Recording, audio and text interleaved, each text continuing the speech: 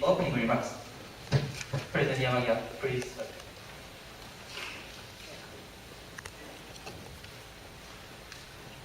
Good afternoon, everybody. It's my great pleasure and honor to be here with you. First of all, I would like to thank to the organizing committee for their tremendous effort to organizing this symposium. It is just great. And I hope all the presentators to have great success in the future from this symposium.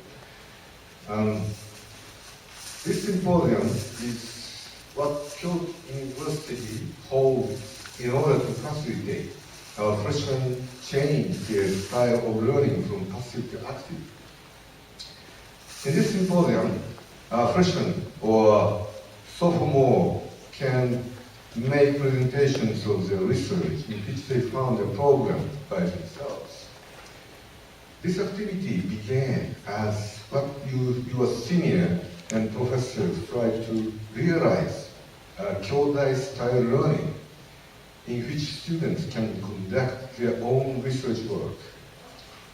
One thing which they need to follow is a scientific method in which a claim is derived from a fact. Our question survey shows that the symposium gives the participants more than the research accomplishments. First, the survey result shows that all the participants felt their growth through the symposium. This growth includes the improvement in the viewpoint of the research planning, English literacy, and oral presentation.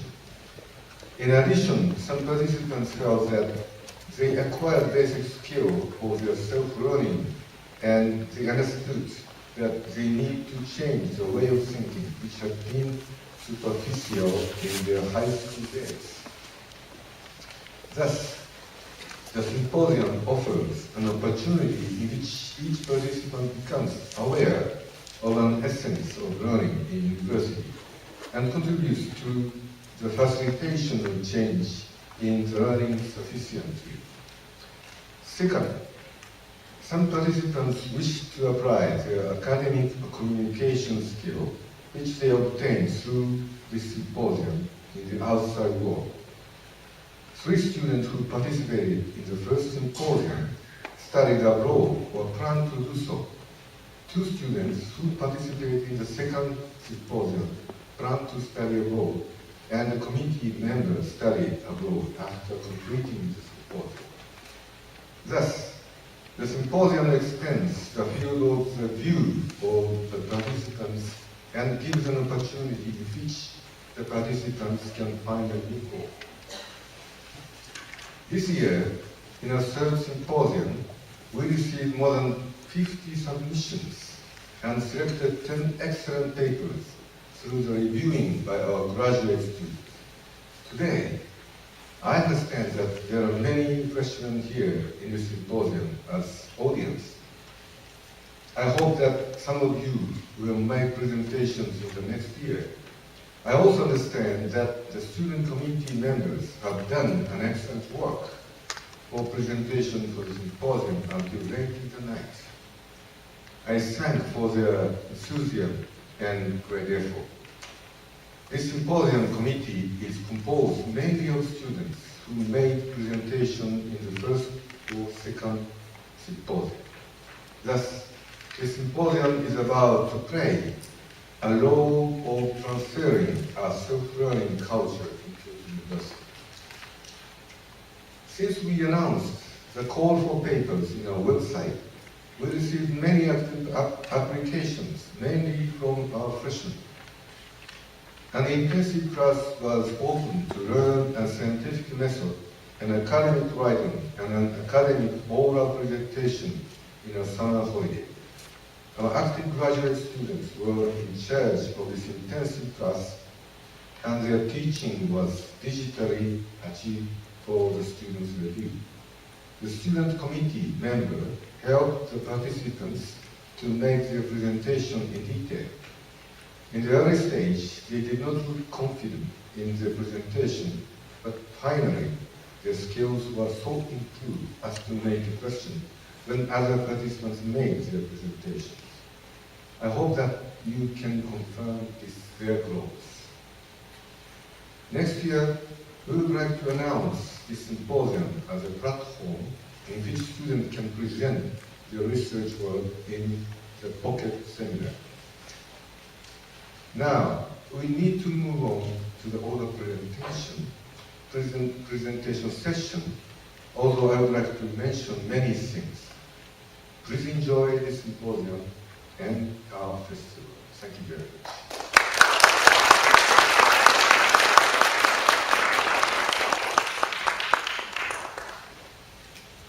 President Yamagiwa, thank you so much. Next, we are happy to invite Mr. Carl Becker to make a keynote speech of this symposium. He is a professor of Graduate School of Human and Environmental Studies, Kyoto University. Professor Becker, please start your keynote speech.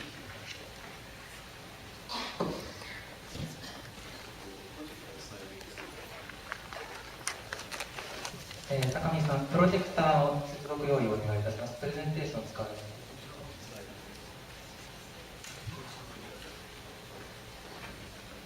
わかりました。小演台を用意してください。Please wait a moment.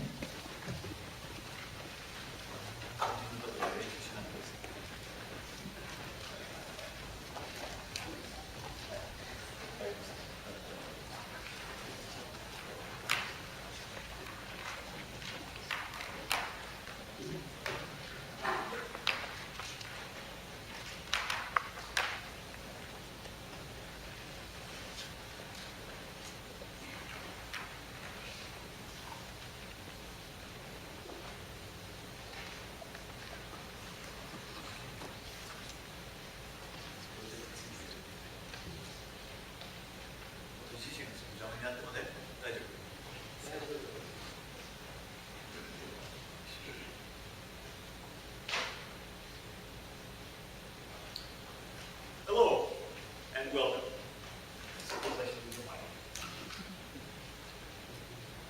Hello and welcome. This is better. I'm a Kyodai old boy.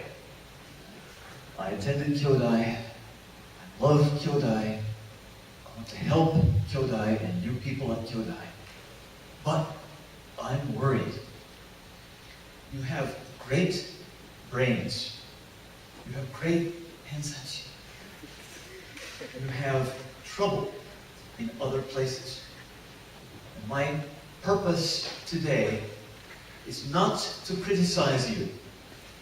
It's to try to give you some hints to avoid big trouble. Most of you write very good English. Most of you will make beautiful presentations today. And the form of your London papers is clean and well done. However, I can't understand many of your ideas because they don't follow logic. In fact, this is not only your problem. It's a problem of many of my Japanese professor friends. Professors give me a paper to submit to a famous journal and say, please correct my English. The problem is not in the English. It's in the logic.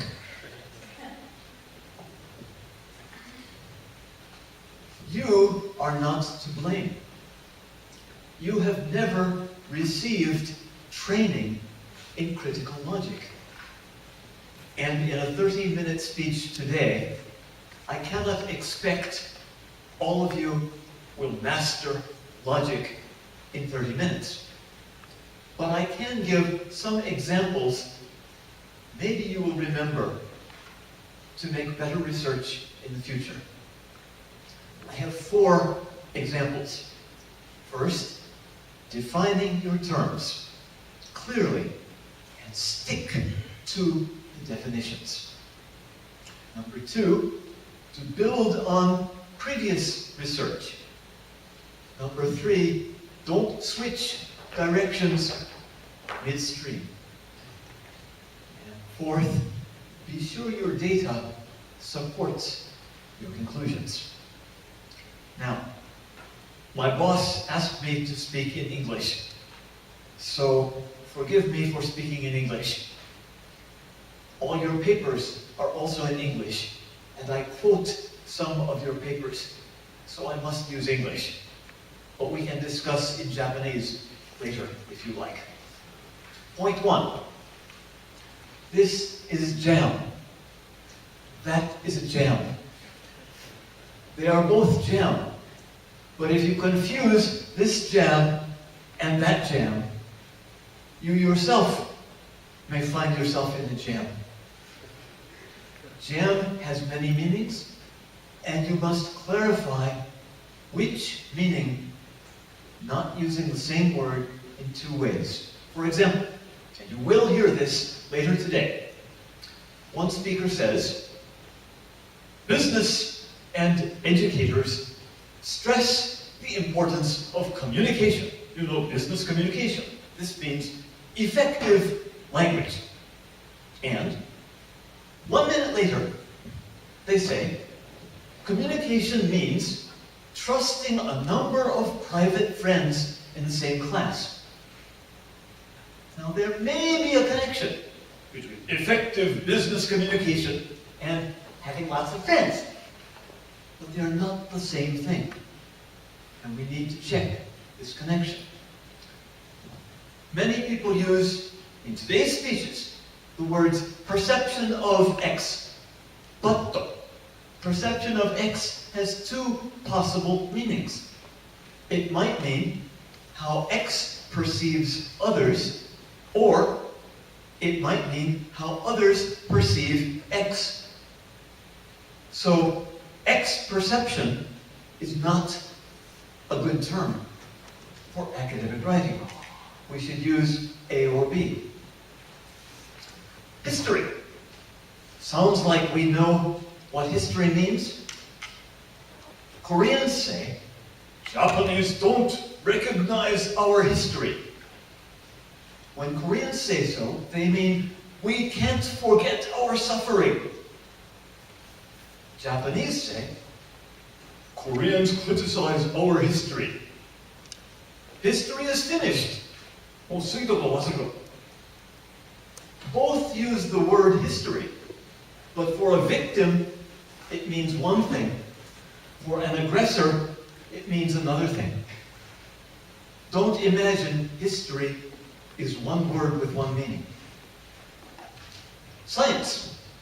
In today's presentation, you will hear Asians are interested in science. That's what they say on a questionnaire.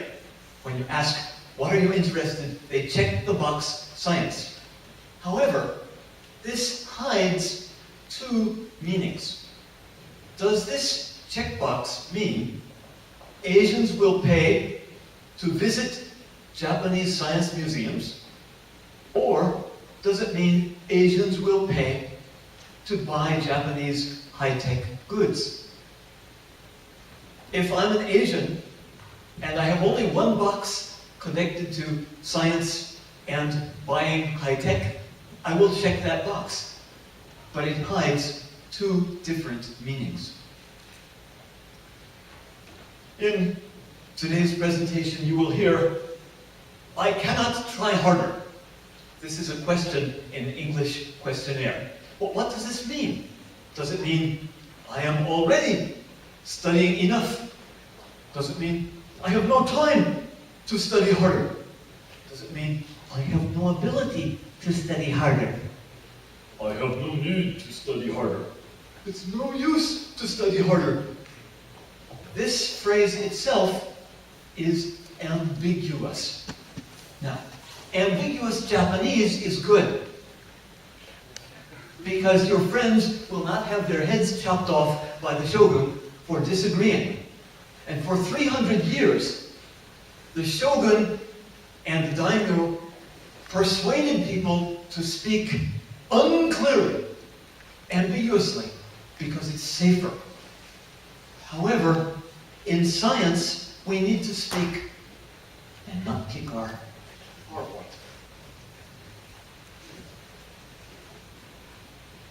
In science, we need to speak clearly. We have to unlearn the vagueness of Japanese language. Keep that going.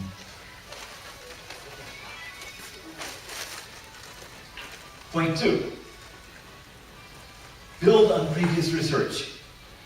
In English, we have a proverb, a saying, don't reinvent the wheel. Thousands of years ago, this was a wheel. And little by little, the wheel has been improved by many generations. We already have great wheels from Toyota or Honda. So you don't need to go back to this wheel. Use the latest and best research. For example, there's a great study in today's presentation about a planet, HAT P25b. And this research shows how the planet crosses the face of a star. And by measuring how it crosses a star, we can find how big is the planet, how close to the star. We can learn many things about HAT B by this experiment. Well, that's fine, except for one problem. This is finished 3 years ago. A famous article from Georgia State University did all of this before. Now, I don't accuse you of copying that article. But if you don't know that article, then you are reinventing the wheel. Another example. Several of today's presentations ask people questions using questionnaires. What do you like? What do you think? How do you study? But we already have, in famous journals, excellent scales, have been beta tested, have been proven, have been validated. Don't invent your own imagined scale when a valid scale exists. And reliable, that's what I mean by valid. Exactly, thank you. Validity and reliability are different, and in such publications, both will be documented. And we, as individuals, cannot make reliable and valid scale from our brains at the first time. It takes a lot of time to test. In the worst case, if we don't check others' data, people may think we copied somebody's data. Now, I don't know how much data was copied, but this has become a scandal, not only for one girl, but for all of Japanese scholarship. The rest of the world now thinks Japan allows this at Waseda University, and maybe at other universities. So the world is watching Japanese manuscripts very closely. Don't copy, even by accident. You need to know what the rest of the world is doing. That's the end of point 2. Don't copy, don't reinvent, build on it. We have an expression in English, don't change horses in the middle of a stream.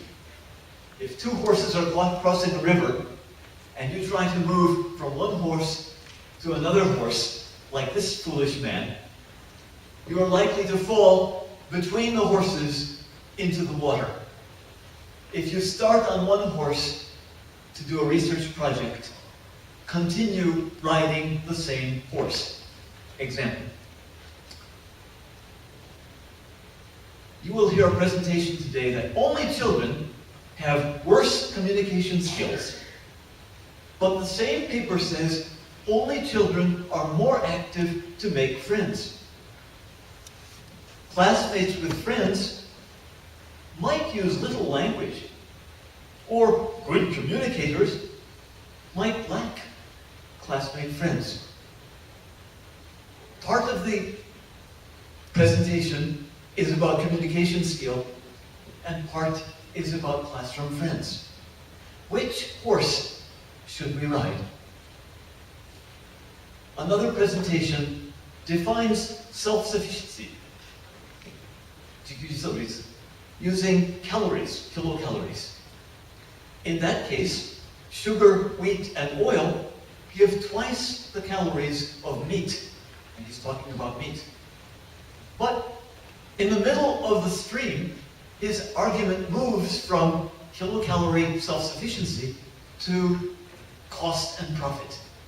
And if our measure is cost and profit, then sugar, wheat, and oils cost only 26% as much to subsidize. Now, I don't care which argument you want to make. Whichever argument you make, it should be made completely to the end. You will hear a discussion about Japanese understanding Korean history. Our author, and I agree with her, she wants to show Koreans suffering so much. How does she show this? She chooses a Korean textbook. Of course, Korean textbook will say so. But by choosing Korean textbook, this allows the right-wing Japanese to say, Koreans always criticize us. That Korean textbook is one more example of Koreans criticize us. And we don't believe it. If you want to show that Koreans suffered, can't only listen to the Koreans. Find an objective third party. Find a Russian or English or French text that says, this is what happened. And then the right wing cannot say, another Korean criticism. It's objective third party. We will have a presentation on how scholars understand waka, cooking and old poetry. But it begins by asking, describe waka using scholarly adjectives. And the first conclusion is, young people cannot describe waka correctly using scholars' adjectives. And then it gives the conclusion, it's because the adjectives are too difficult for young people to understand. So scholars should use easier words. This is changing the question from what word describes waka to what language should scholars use. It's no longer a discussion of waka, it's a discussion of how scholars should write for young people. Another study says, students who want to research will study more than students who want jobs. However, it might be that lazy students want to research because they think we researchers have an easy life. And the students wanting jobs are working harder. Two questions. What makes us work hard? And what do students want to do? Are combined in the middle of the paper. Another combines the question A, motivation improves English study. That's the topic you will hear in the presentation. But in the next page it says, liking English affects speaking speed. Eh? Does motivation mean liking? I thought motivation meant desire or goals. Motivation is not the same as liking. Does English study mean speaking speed? I thought English was quality, grammar, homework. I can speak as fast as this. It doesn't mean I like it. Or I can speak slowly. To communicate to a Japanese doesn't mean I dislike English. So the speed of my speaking is not the same as liking. And liking is not the same as motivation. We have many concepts confused here. The planet study, HAT-PD 25B, says it does two things. It observes and calculates the size and distance of the planet, as we saw in the Georgia State study. And B, it discusses, can we humans go there for eternal prosperity? Because our Earth will die in a few thousand or few million years. We need a second Earth. Now, A is a simple exercise in astronomy, using a telescope and a computer. But B, eternal prosperity, is not scientifically verifiable. This is a discussion in philosophy or science fiction. So, point 3, not only choose your term, but choose your argument. Make one argument clearly for your whole presentation. If you mix arguments in the middle, we all get in trouble.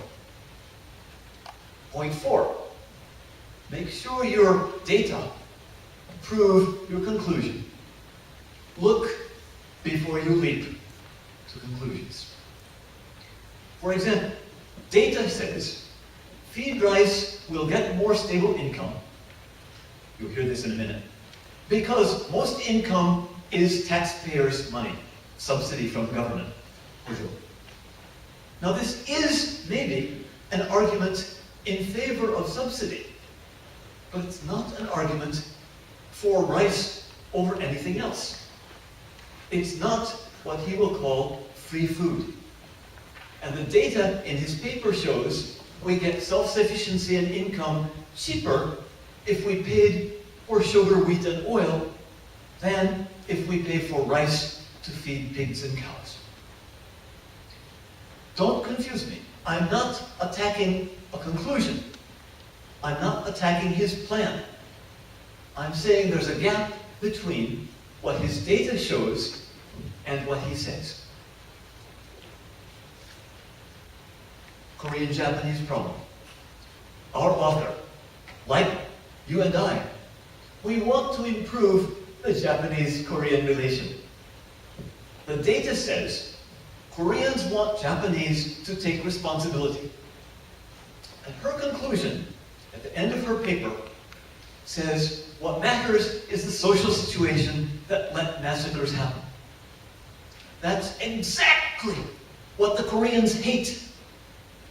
You are saying exactly what they don't want to hear, because you're blaming it on the situation instead of on the people who did it. Taking that conclusion doesn't improve our relations. Sorry. What waka do Japanese like most? The data says they like one cookie that they felt sochok and sobok. Conclusion, does this show that they like cookie? Or does it show they like sochok and sobok? Not clear from the data. And as far as that planet, HAT-P25B, it's 969 konen. If we go as fast as a Voyager satellite, it will take 16 million years to get there. Even if, in the future, we invent a spaceship that can go 1,000 kilometers in 1 second, it would still take 200,000 years to get there. So we cannot put 10 or 20 people in such a spaceship and expect them to make a new human planet so far away. My conclusion is, regardless of hat P25b is too hot or too cold, if we want eternal prosperity, we cannot do it there. We must save this earth here. Look at your data carefully. Make sure your data say what your conclusion says. Now, my comments are about some of the better papers. Some of the papers I could not even read. But for your information, 90x% of Japanese problems in English are 5 kinds, the stop kind. S means spelling, T means tense, O means order, P means plural and singular, and the Kyocho sign exclamation point means watch your punctuation. If you fix these 5 problems, your English will get much better. But it's you, presenters, are not to blame. You are not bad. I admire and appreciate your good work. The problem is in your education. We are to blame. Your teachers are to blame. Because we taught you how to change Japanese to English or English to Japanese, but we never taught you there's a gap in logic here and there. In entrance examinations, for example in America, they are called aptitude examinations. 適正式. And what they measure is not how much you remember, but how many mistakes you can find in the runbo you must read during the exam. Hopefully in the future, Japan's entrance exams will also include thinking power. Your English is good. Your presentations are good. Everyone here will enjoy these presentations, even despite the problems I mentioned. It's a good beginning. But we all need to work for better logic. I hope, no, I believe we can all compete on the international scale here from Kyoto University, and I pray for your improved and increasing success. Thank you.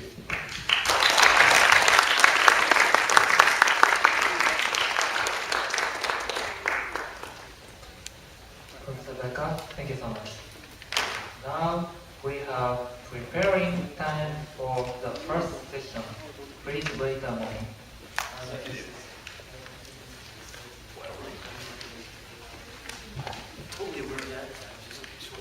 開演に先立ちましてご来場の皆様方にご連絡がございます。本日お越しの院生並び学部生の評価者の方で本日の受付をまだお済ませない方がいらっしゃいましたらどうぞお近くの実行委員までお知らせください。あちらに実行委員がおります。繰り返しご連絡申し上げます。もし本日の院生並び学部生評価者の方で説明会での出席をお取りでない方がいらっしゃいましたらあちらの委員までお知らせください。お願いいたします。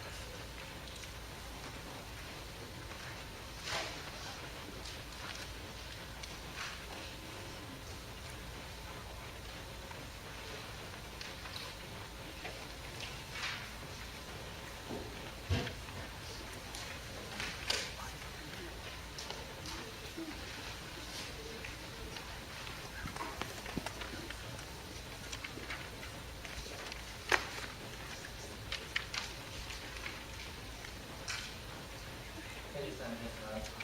We are sorry to keep you waiting. Now, we move on to the presentation section. This section includes 2 sessions having a break time between the first and second. The speakers are bachelor students of Kyoto University. One presentation includes 5 minutes speech and 5 minutes question time. Active question will be appreciated. If you have a question, please come to the stand mics over there and wait pointing or chairperson. Presentations are graded by the judges invited and graduate school students. To grade the presentations, we have review process between presentations. So please remember it. The result will be shown at after party or homepage of this symposium. Now, we are moving to the first session of the presentation. The chairperson is Mr. Tatsuya Iseki of the symposium committee. Chairperson, please start.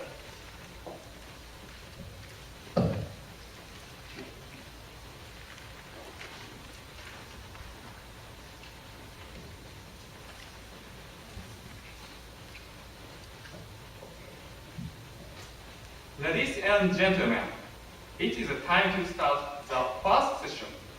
In this session, we have 5 speakers. The first presenter is Mr. Tagui Nagano from the Faculty of Engineering. The title is Only Children and Communication Skills. Do communication skills of only children improve with age?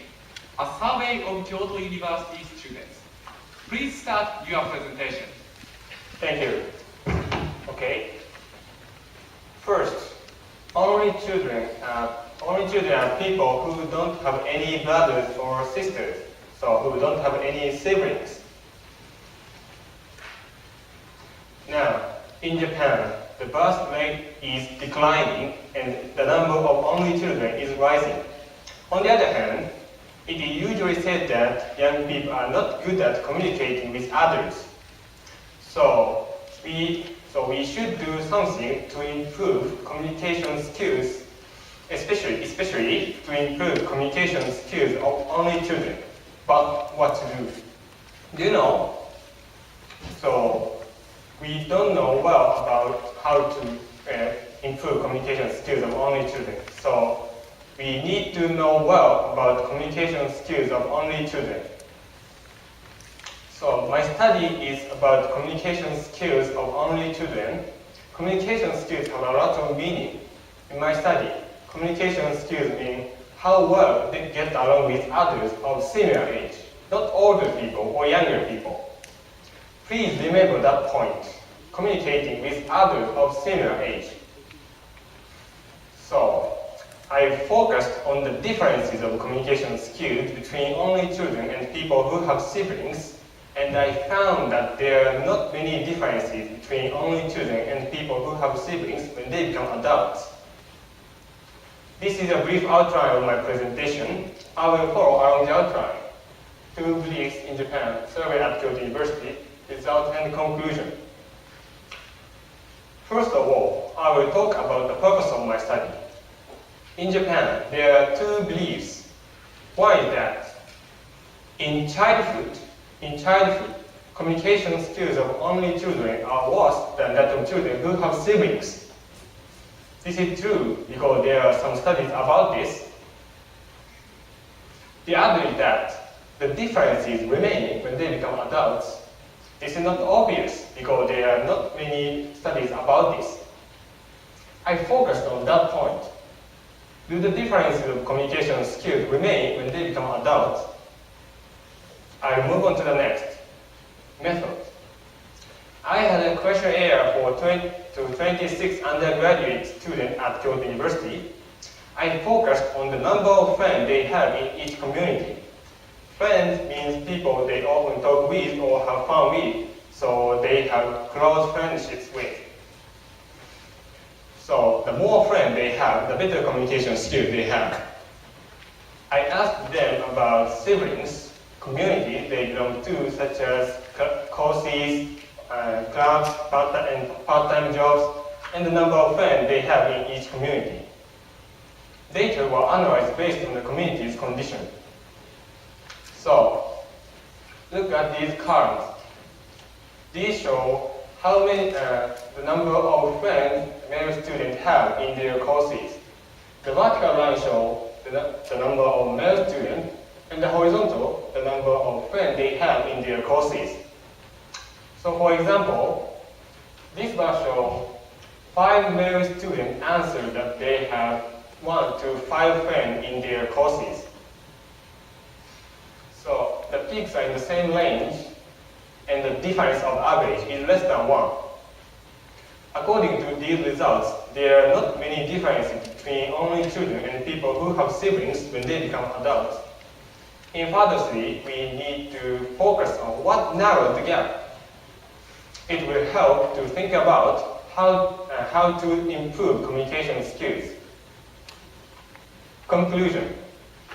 There are not many differences between only children or communication skills between only children and people who have siblings when they become adults. So the latter Japanese belief, the difference of communication skills remain when they become adults is a wrong stereotype of only children. So we need to reconsider how to deal with only children. Thank you for your kind attention.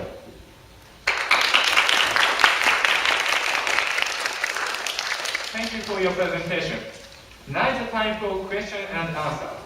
Is there any question or comment? Please come to the mic stand to give you a comment or question. Please.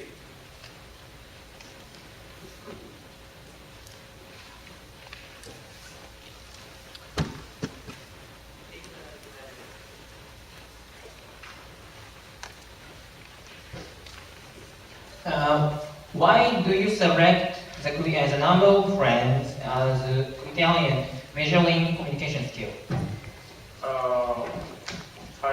I want to know the difference of practical communication skills. So I thought it is adequate. Yeah.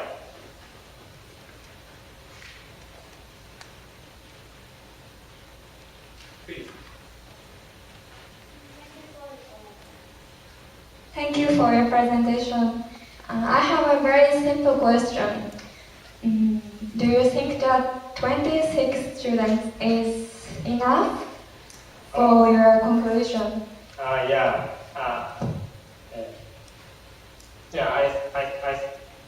know the shortage of participants, but these results are worse because the condition is very good. Almost all of them are in the same courses and met each other for the first time in this spring and started to make friends. So condition is very good. Thank you, I understand. Thank you for your question. Any other comment or question?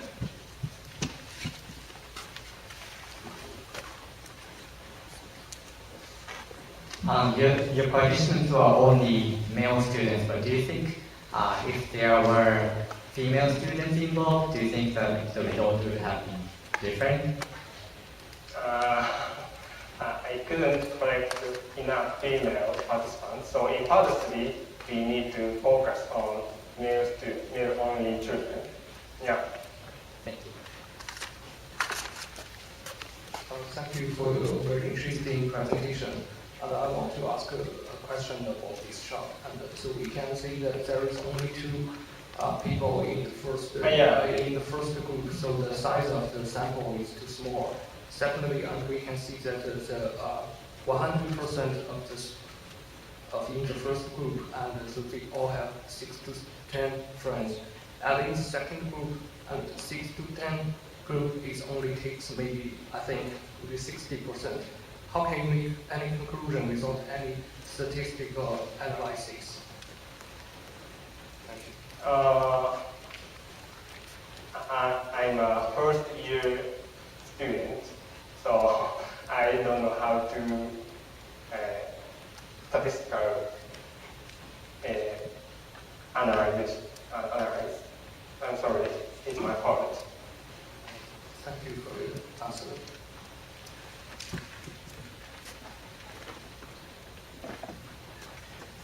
Thank you for your presentation. It's very interesting.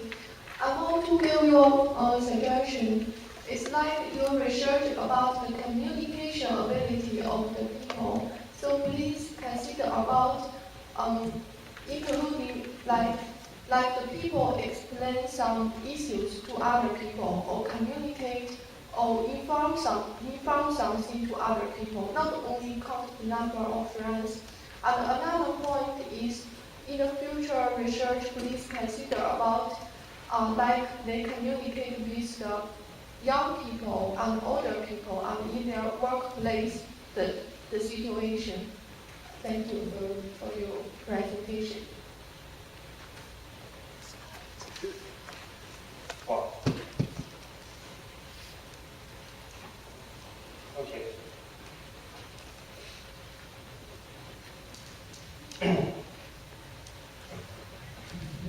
You have excellent public speaking skills. I really think I was impressed.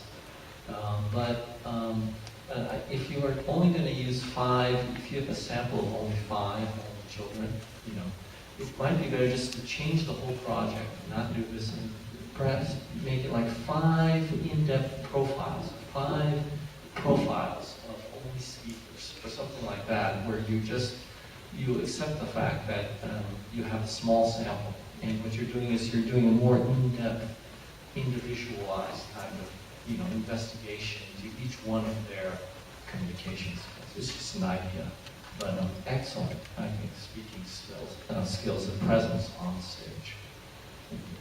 Thank you. Thank you for your presentation.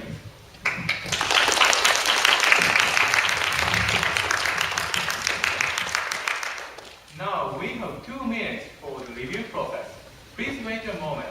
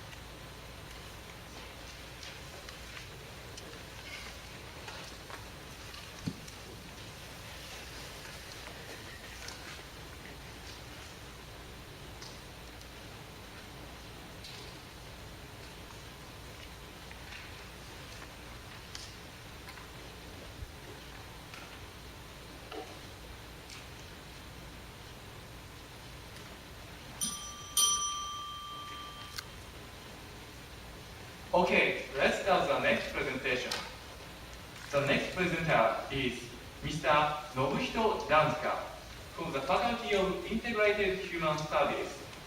The title is Globalization of Kyoto University.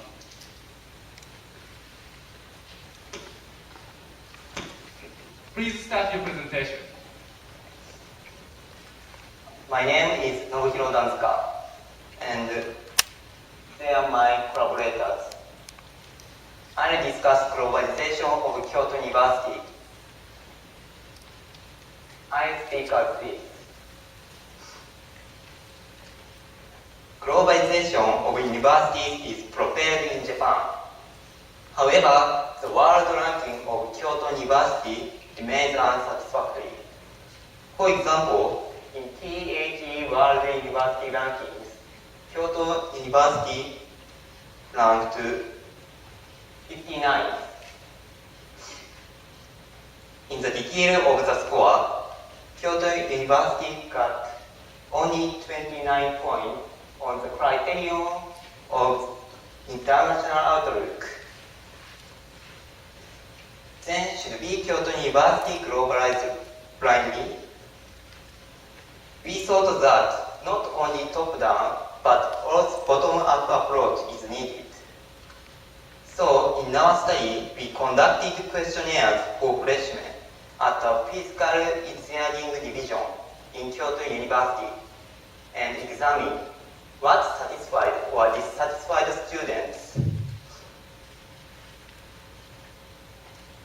The questionnaires were conducted on 72 freshmen at the Physical Engineering course, and the questionnaires included 48 questions which might be involved with student satisfaction. In these questions, we adopted as an index of the student satisfaction a question: do you recommend your juniors entering at Kyoto University? To analyze the relationship between this question and the other questions, a variable reduction technique with the regression analysis has been employed. This is the questionnaire result. Blue means disagree, and red means agree. The analysis of this questionnaire result demonstrated that the degree of the student satisfaction is related to three factors. The number of famous researchers, how solid information on studying abroad is, and the frequency of international conferences. First and second factor have a positive relationship, and third factor has a negative relationship. This result could be interpreted as indicating that the students want to participate in a class by a famous researcher and study abroad. On the other hand, many of them don't feel like participating in international conferences or classes conducted in foreign languages due to their lack of international communication skills. Perhaps the lack makes them it difficult to take part in classes by world famous researchers or study abroad, which they really want to do.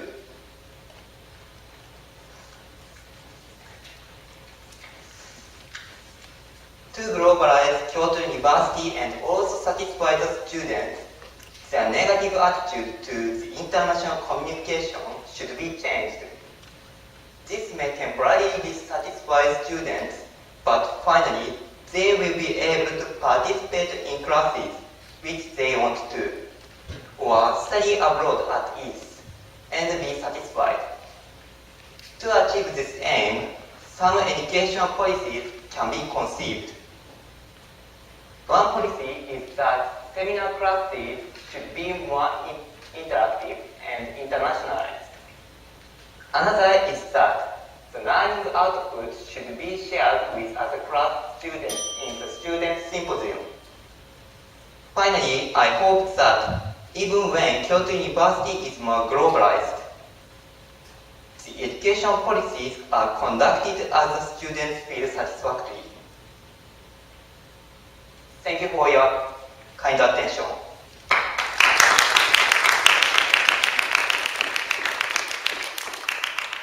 Thank you for your presentation. Now is the time for Q&A. Is there any comment or question? Please come to the mic stand and to give you comment or question.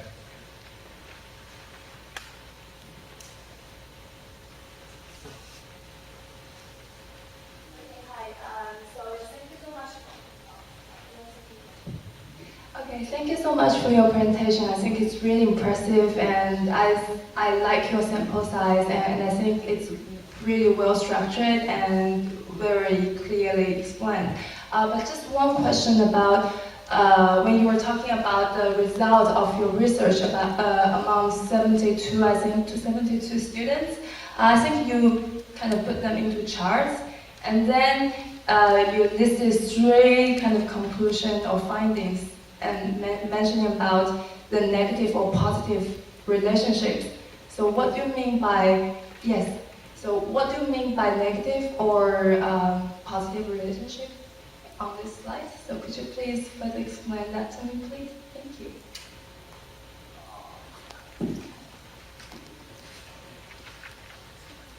So usually when people are talking about relationships, for example, positive or negative, they will say, for example, A and B has positive or negative. So I was wondering, so what did you mean by saying the first one, second one shows a positive relationship, or and then the third one shows a negative relationship?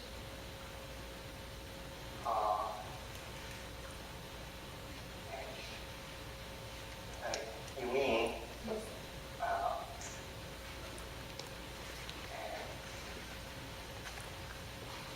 how the relationship is positive or negative? Yes.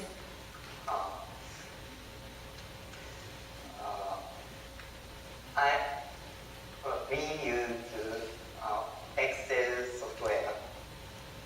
Oh, so that's how you come up to that finding, right?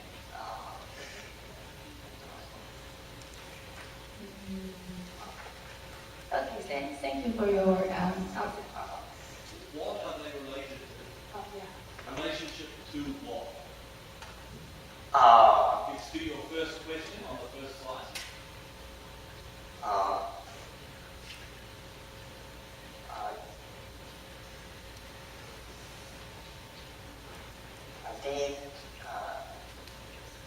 These factors are surveyed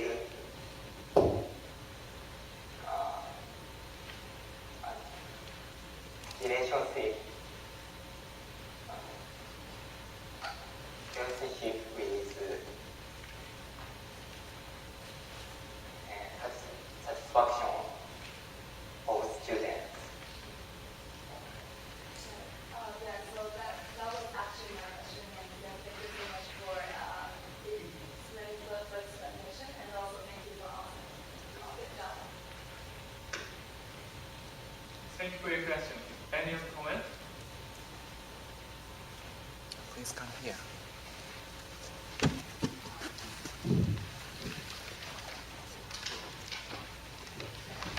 I have a simple question. Certainly, going abroad is very important, but going from abroad is also important. Have you ever thought about this?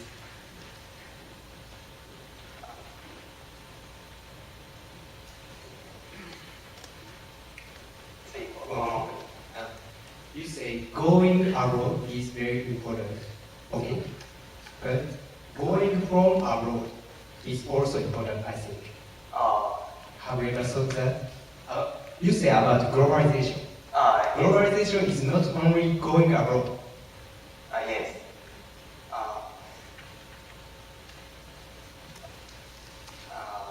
I think that going from abroad is also important.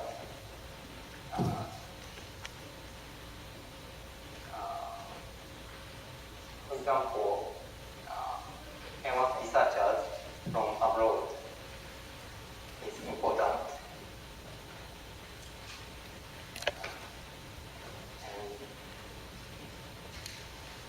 And going abroad is also important.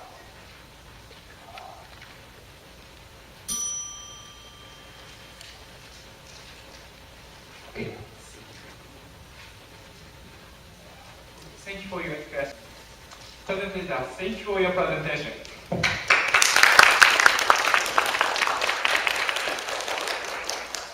Now we have 2 minutes for the review process. Wait a moment, please.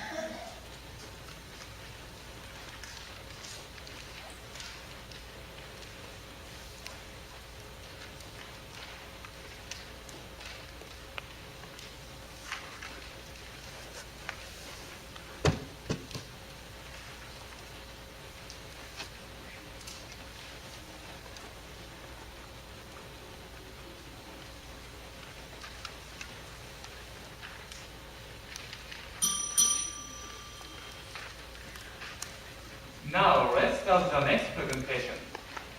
The next presenter is Mr. Yusuke Sakai from the Faculty of Law. The title is The Potential of Feed Rice. Can it save Japanese food self-sufficiency?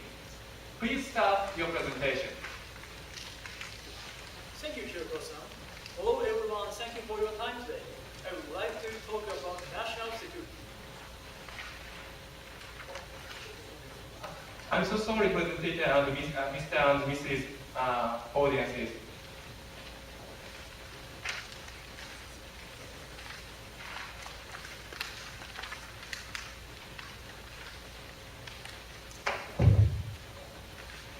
I'm so sorry, Mr. Presenter and audiences.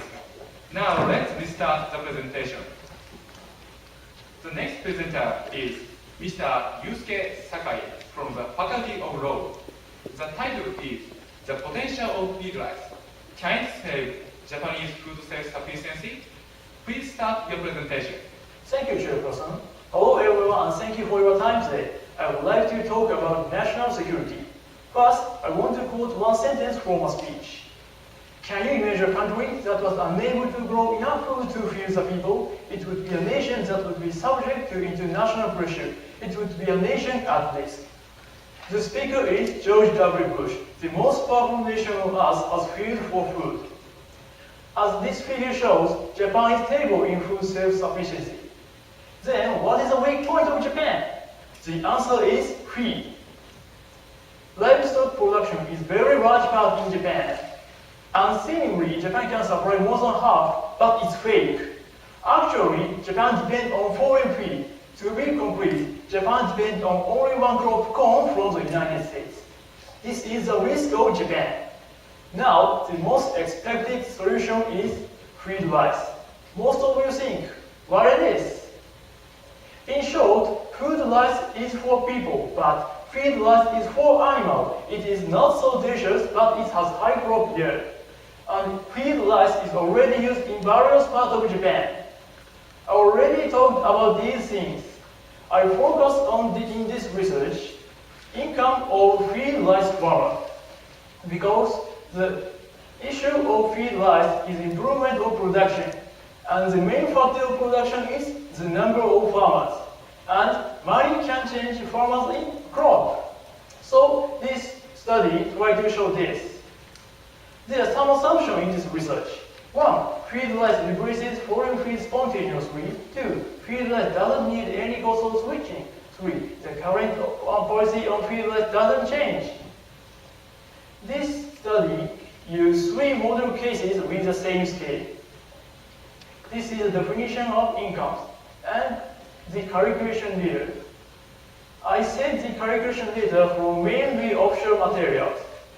The model 1 is a usual food rice farmer. Its producer's price is very high, but it doesn't get subsidy so much. Model 2 and 3 are feed rice farmer. The producer's price is not so high, but they get a lot of subsidy from the government. And model 3 is full-scale switching to feed rice, so it has a high crop yield. This is the result. This figure shows the income of 3 model cases. According to the percentage, it is clear that feed rice is more profitable. Result and discussion suggest feed rice is more profitable than food rice. Moreover, the full-scale switching of feed rice can triple rice farmers' income. And some researchers claim crop yield can improve by 50%, and they estimate that the rise of market value of feed rice. Taking into these studies, if my research becomes more widely known, Japan can supply feed without government support. Frankly speaking, almost all of you think national security feed rice that doesn't concern me at all. But please listen to me. The number of rice farmers is 3.5 million. It means 1 out of every 40 people is rice farmer. You must know rice farmer around you. You can double your friend's income and you will get free food in repeat. Good. With your help, feed rice can save Japan in future. If you help, if you use my paper, you can save your friends and save your money and save Japan at the same time. If you help, feed rice can save Japan in future. At that time, Japan can procure food self-sufficiency. At that time, Japan can recover the properly independent from international pressure. Thank you for your kind attention.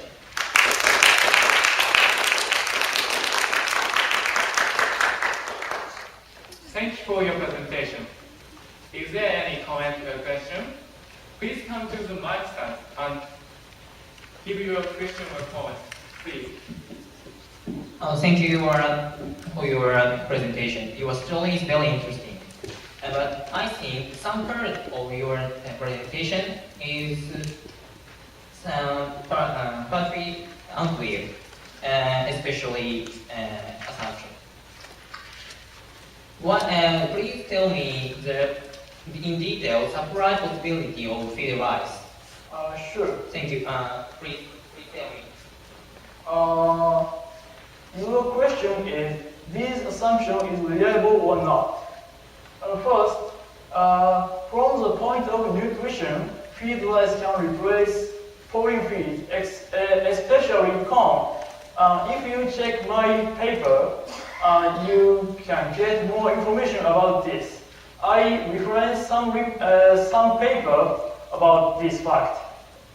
And there are a lot of potential demand of feed rice. It's maybe 4.5 million of tons, so it is enough. And the feed rice doesn't need any cost of switching. It is the advantage of feed rice.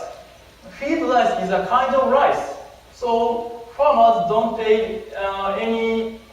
So all farmers have to do is exchange the seed or change other situation. So this is correct. And the current policy on feed rice doesn't change. So the government have enough room in budget because now the government paid many money to stabilize the price of foreign feed. So the government can use such money to feed rice. So this assumption is maybe real. Thank you for your kind reply.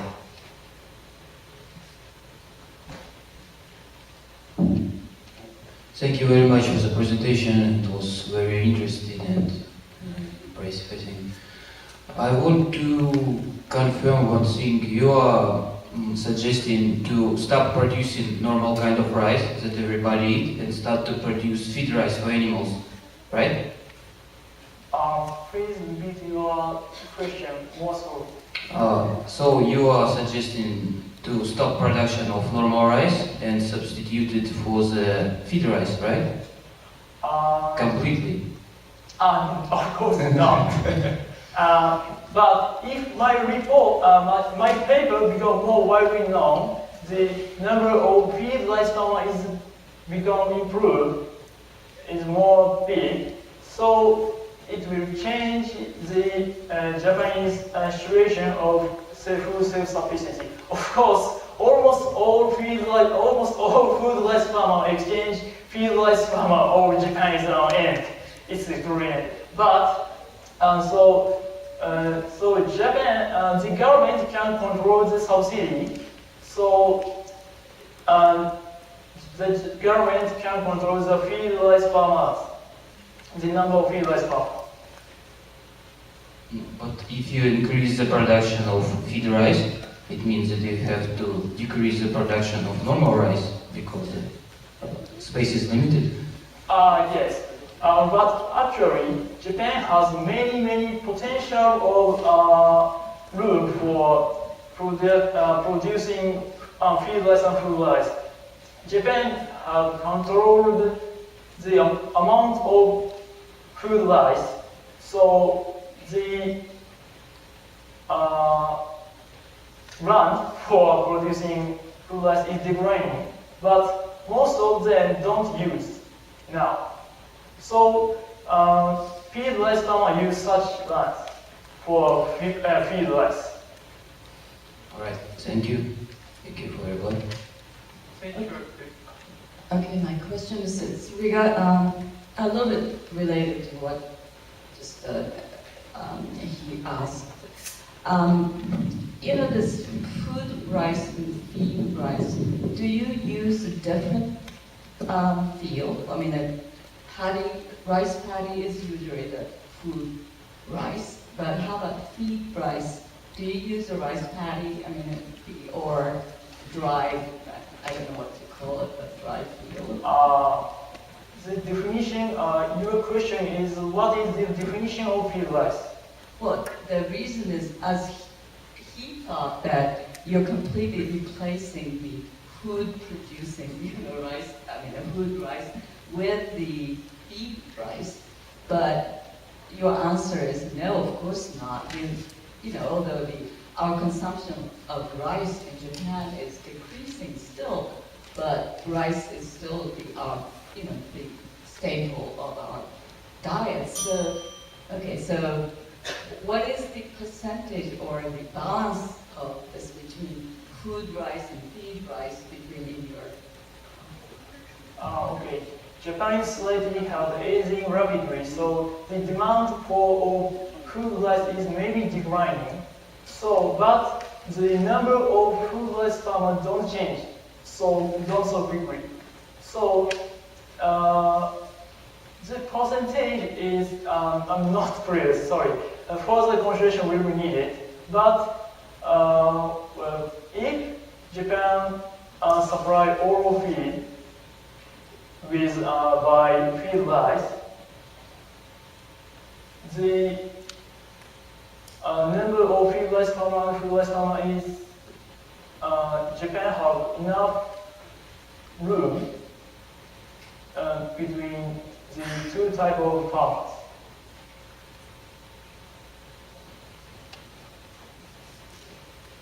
Thank you, question. Thank you for your presentation, Mr. Presenter.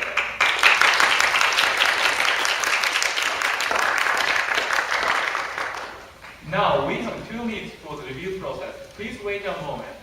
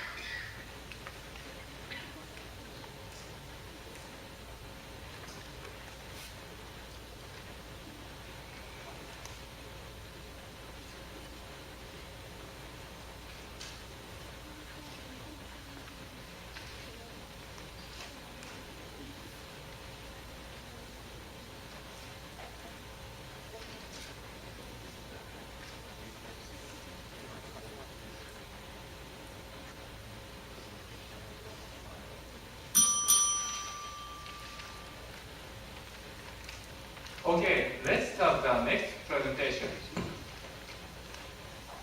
The next presenter is Ms. Azumi Kitawaki from the Faculty of Writers.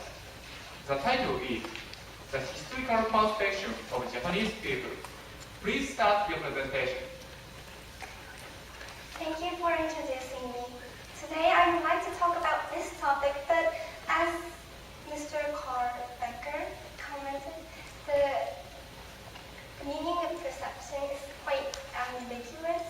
By here I mean the perception that Japanese people have about Korean history. So this is my outline. But first, I would like to start out from recalling a shocking event that happened in 2009. On December 4th, 2009, about 10 anti-Korean people gathered in front of a Korean school in Japan, in Kyoto, and started shouting out using a megaphone. And here is just a few examples of what the children heard. According to an article in the Asahi digital newspaper in 2014, still the children are suffering from this experience. I was very shocked to hear this news. Why do these problems between Japan and Korea happen? Well, Japan's historical perception is often criticized as a cause. Then what is Japan's historical perception, and why is it criticized? Today, I would like to tell about the problem of Japan's historical perception. So, I first researched about Korean history, but maybe this might be something already everyone knows. So, today I would like to cut this out, but please feel free to ask questions after the presentation. I will start out now from examining the surveys which have been done by other researchers in the past. The first survey shows us that over 40% thinks the annexation of Korea is forgivable. The same survey, the second question, whether the compensation is sufficient or not is a difficult problem, and I can't discuss it now, but what I want everyone to know is that 44% answered don't know. The second survey, this survey asked the historical facts you know about Korea, and this is not my opinion, but according to the survey, it turned out that Japanese people knew about recent facts like these three, but didn't know about historical facts. The same can be seen from this survey too, and especially in this survey, we can see that not only Japanese people don't know about Koreans and their history, they also don't care about them. Well, in the first survey, we just seen that over 40% think the annexation is forgivable, but I think you can't say so if you knew that the violation of human rights was carried out by Japan during the annexation period. But people just don't know and don't care, so they answer the annexation is forgivable. So here's my conclusion. I think the problem is that the people just lack interest and lack knowledge. So people tend to believe the wrong information, and because of it, I think this happens. Well, why this? Why hate speeches if you knew that Koreans had to come to Japan because of us, because of ourselves? Believing wrong information sometimes can hurt people's feelings. So I think we should improve history education in Japan, but as for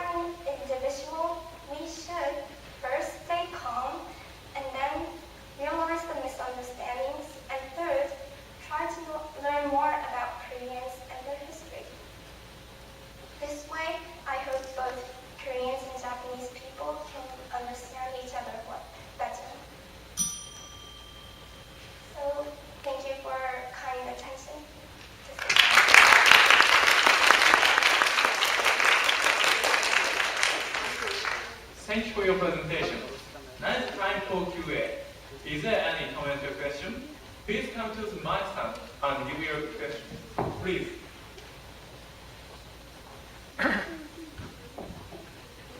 Thank you for your presentation. It was very, very interesting for me and informative.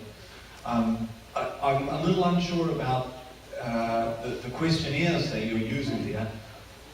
Who was questioned?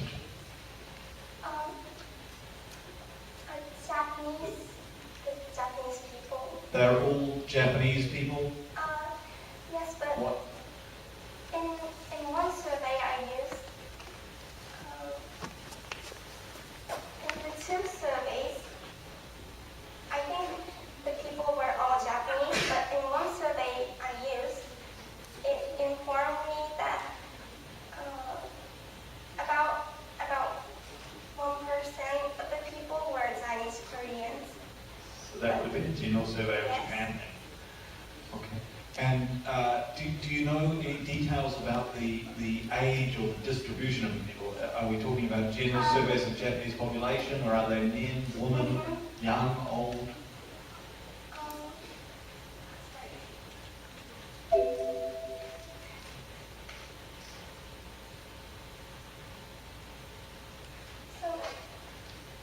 Actually, the second one and third one were surveys which were done to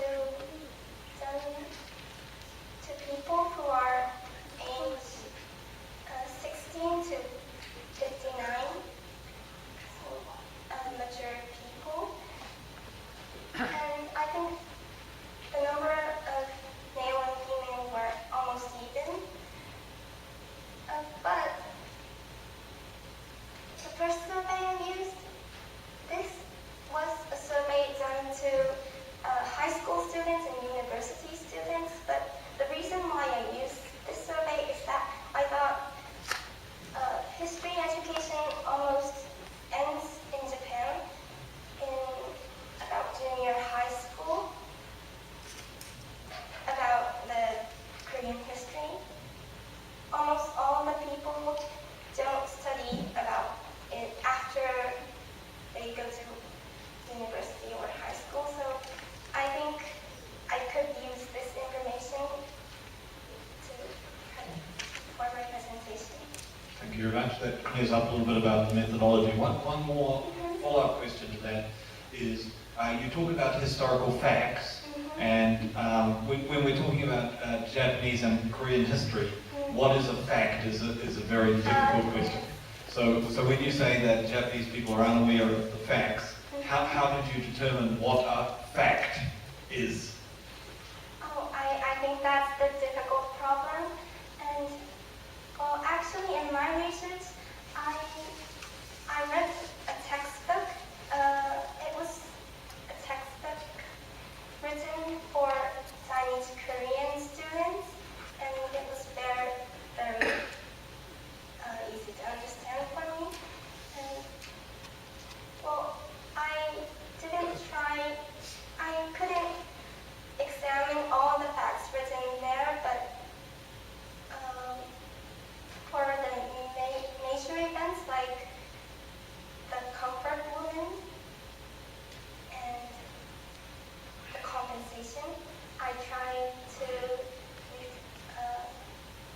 read other books, and I don't think, sorry my answer is getting long, but I don't think you can be able to examine about all the historical facts, but I think we should first try to think about what the fact is. I think what's important is not that is the fact really true or not, but that you try to examine the fact. Sorry. So the fact that it's an issue makes it a fact. Yes, sorry. Okay, thank you for your question. Our reading time is left. Is there any comment? Please. And thank you for your presentation. I think it's very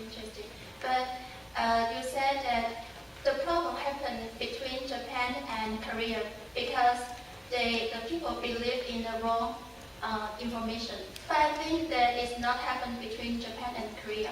It may happen between Japan and China, China and America, and so on. So I just want to ask, what's the special reason that made it problem happen between Japan and Korea?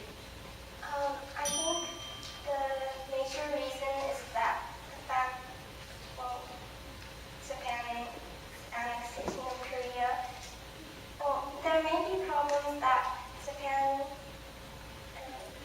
did the war with China, but I think the problem with Korea is more major and more important because it drastically changed Korean people's lives. So, did I answer your question?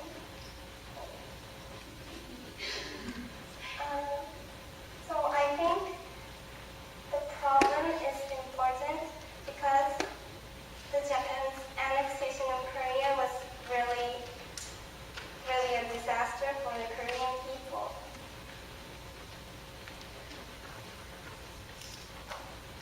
Sorry. Thank you for your question. Thank you for your presentation.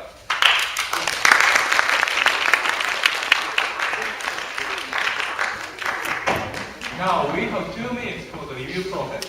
Wait a moment, please.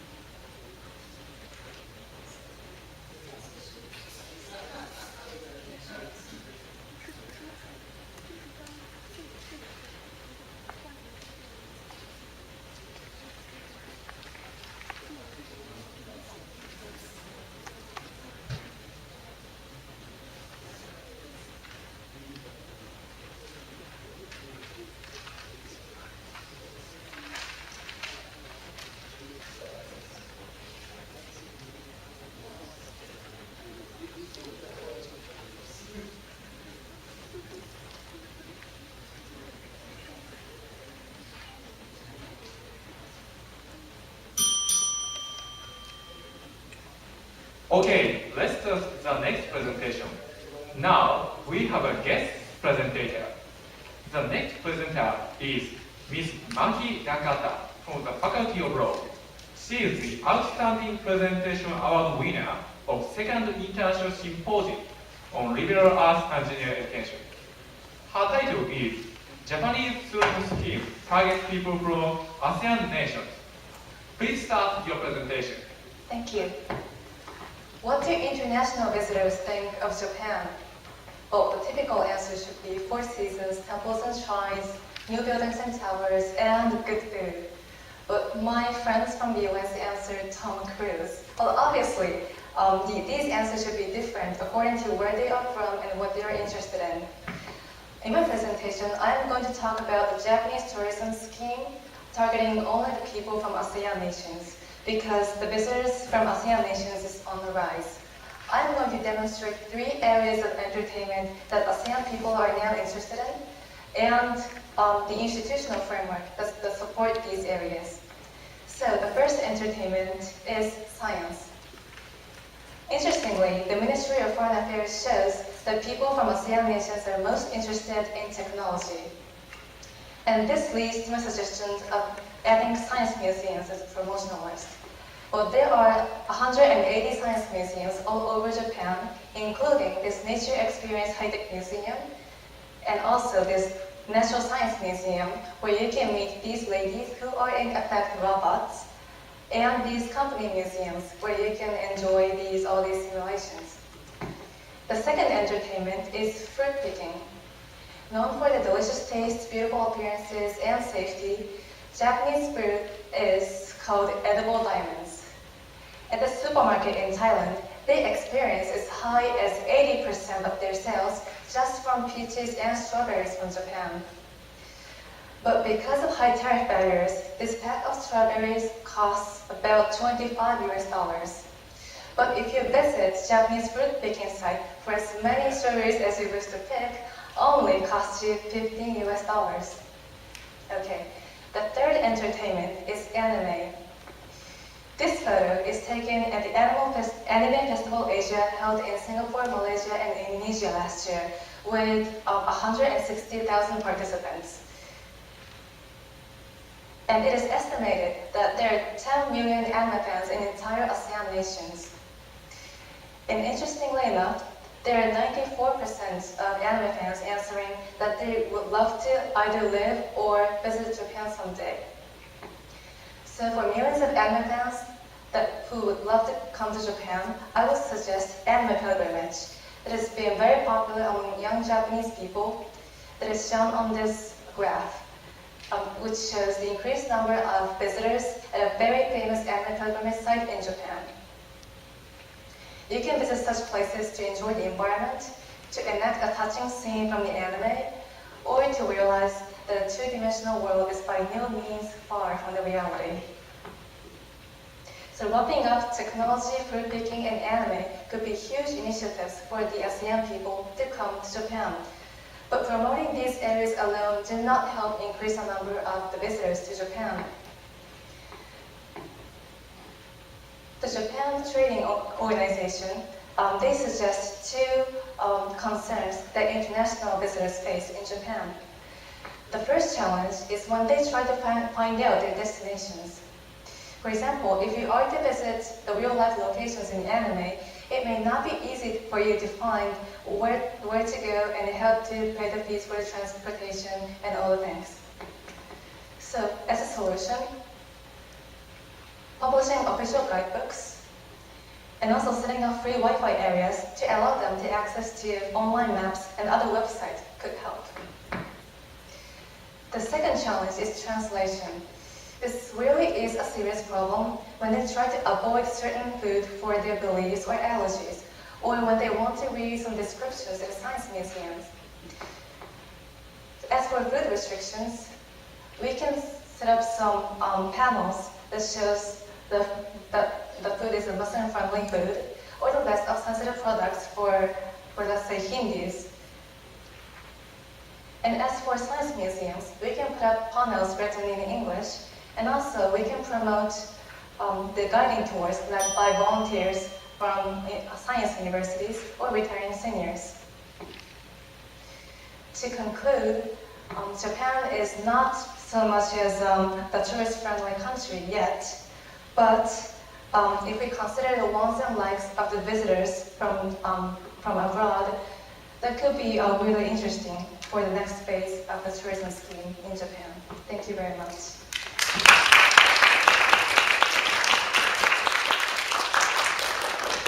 Thank you for your presentation. Now it's time for Q&A. Is there any question, comment? Please come to the mic stand or raise your hand to give your question and comment.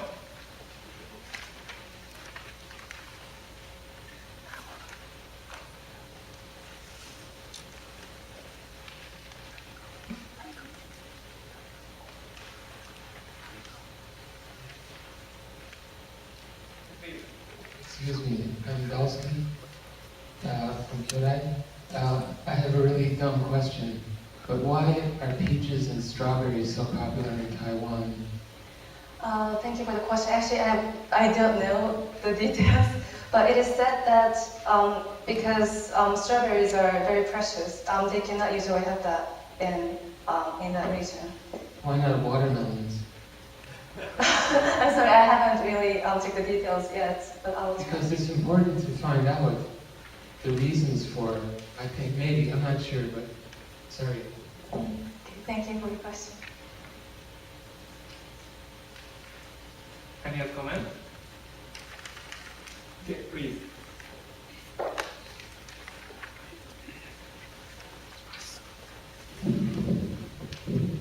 Thank you for your excellent presentation. It was so interesting for me. I have a question.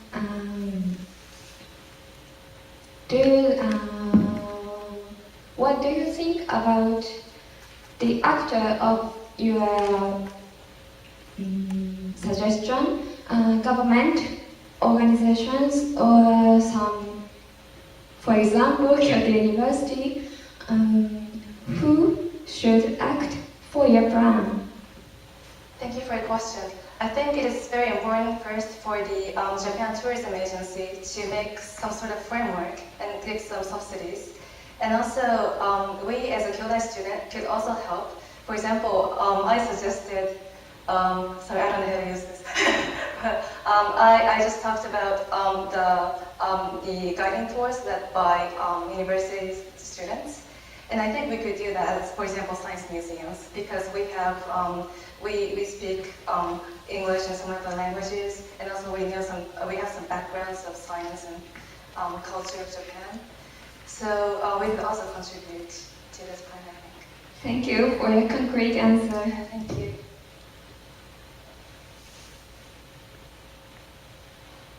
Please.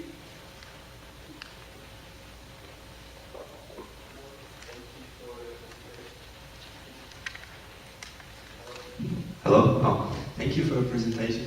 I was wondering, what's the main difference between, you say, Asian nations? So you want to make a kind of tourist for those people.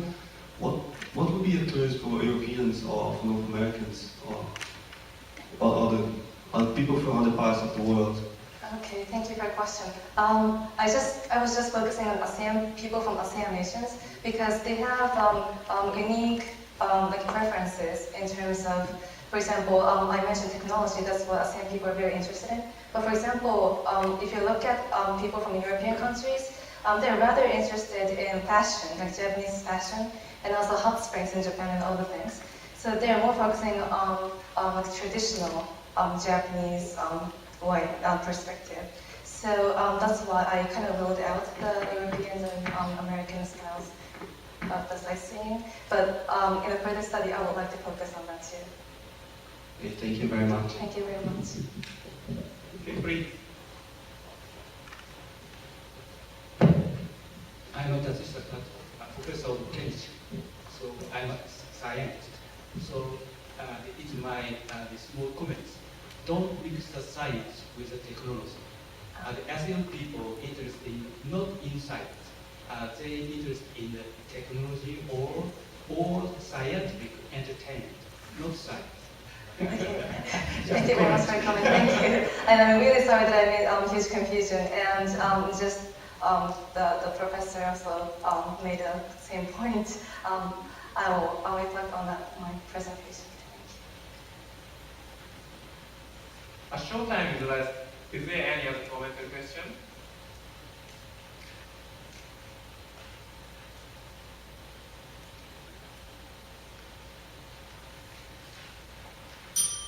Okay, thank you for your presentation.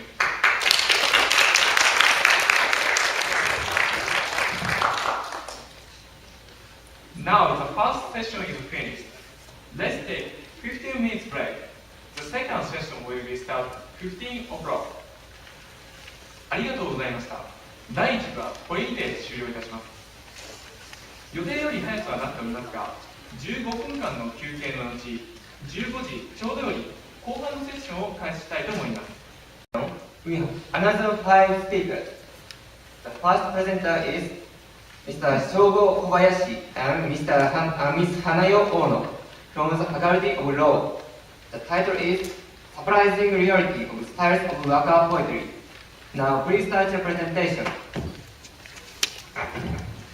Hello. Okay. Yes.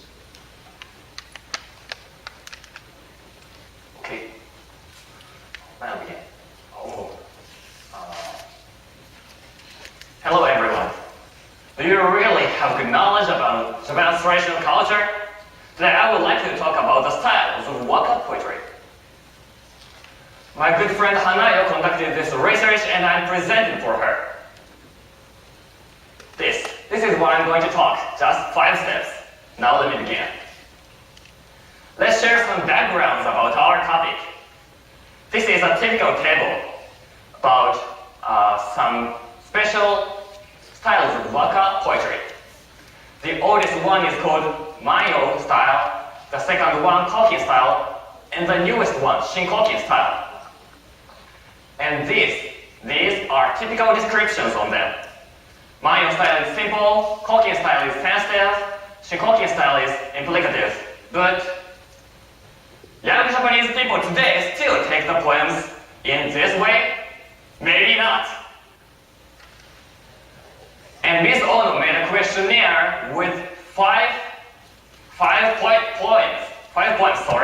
poems, and she chose the poems carefully. She selected the poems which shares similar motifs. She made 4 questions like this. Which of these poems sound simple, intellectual, sensitive, implicative? Choose 1 or 2 from them. Okay? This is how to read our graphs. Poem 1 is the oldest of the 5 and is picked out from Mayo poetry. And poem 2 and 3 are from Kokin poetry, and the newest 2 are from Shinkokin poetry. And this is what came out. Look at these 4 graphs. Look. And surprisingly, there was any significant trend on the graphs. This means what you learned in high school or maybe in junior high was not necessarily true. And yet, only 1 question made us bore a fit. And this question was, which poem is the simplest and frankest to you? Roughly speaking, the older the poem is, the simpler and franker it sounds. And about half of the respondents answered, poem 2 is simplest and frankest. What does this mean? Your textbook must have said that simplicity and frankness are distinctive features of Mayo style, but our survey shows poem 2 from Kokin style was the simplest and frankest of the 5 poems. Okay. Poem 2 is newer than poem 1, but it was simplest and frankest in the series of the poems, the 5 poems. There must be another factor. Yes, poem 2 is made up of 3 short sentences. Like this, just 3 sentences, and all the other poems were made up of 1 or 2 sentences.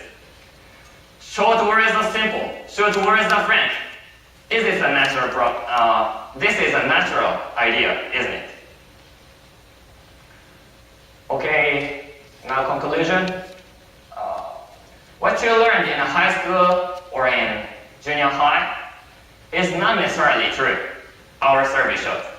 And the older the poem is, the simpler and franker the poem sound. And short sentences, many sentences, allows the poem simpler and franker. This is the very truth of young people today. What you learned in high school is not necessarily true, say again. And your textbook told you a lie. That's all. Thank you for your kind attention. And I'm really sorry Then I'm really sorry that I can't answer your questions, maybe perfectly, not perfectly, because I am not the answer, because I am not the researcher. Oh, I made a lot of mistakes. Thank you again.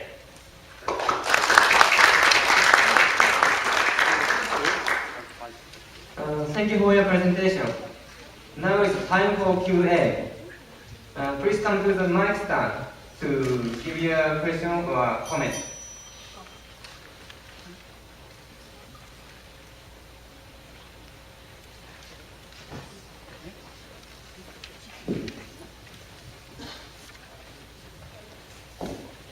Thank you for your interesting talk. You mentioned that the point carefully selected. Yes. So I think the unbiased is very important for your research. So how do you confirm the carefulness of your selection of the points?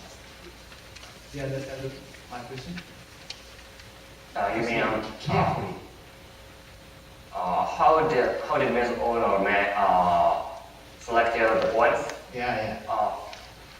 All 5 points were about autumn sentimentalism, sentimental feelings in autumn. All the 5 points dealt with feelings. Same motifs, similar motifs. That is a kind of the carefulness?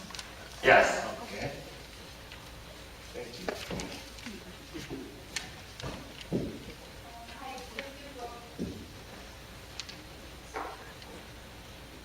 Okay, thank you for your presentation, and I'm really impressed because I feel like your speech and also we had another speaker from law school. Looks like law school students are really passionate. So yeah. Thank you. Right, and I just have a really little question about, I think you mentioned about Japanese high school textbook or junior high textbook told a lie to the students. So what did the textbooks say back then? Because I'm non-Japanese and I have no idea what was taught in Japanese classes. So could you please explain that to me? Thank you. Thank you for your question. And what should I say now?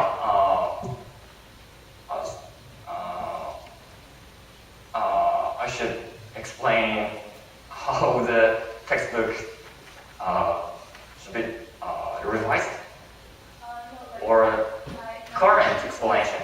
My question was because you were talking about the textbook, what the textbook told the students were kind of wrong, but what actually did the textbook say, about the points? Did they say, for example, those points are really different based on the time period they were written?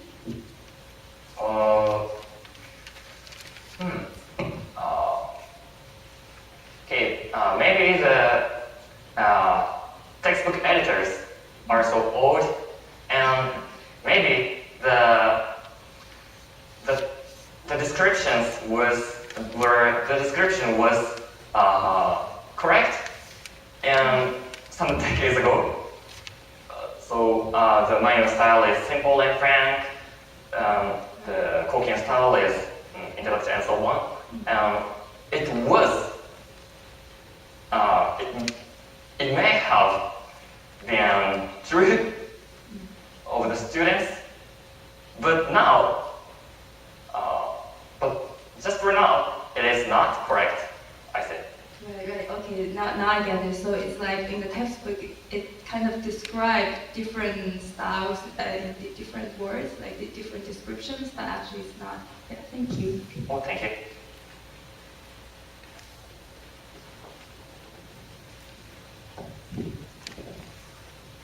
Listening to your answer to the previous question, you want to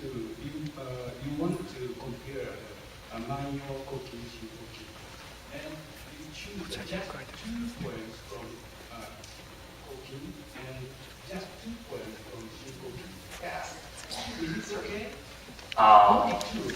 Then I want to ask you, how many points in cooking and how many points totally in cooking? I'm just speaker, and Ms. Ono, the researcher, is here. Please raise your hand or stand up. Oh, she's so shy, but if you want to know more about the poetry, please ask her later. Sorry.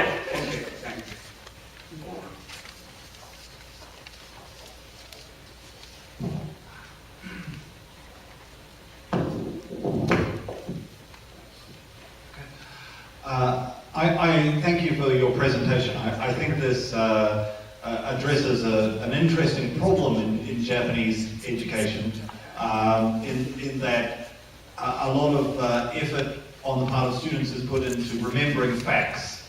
And if there is any question about the validity of these facts, then that's very important.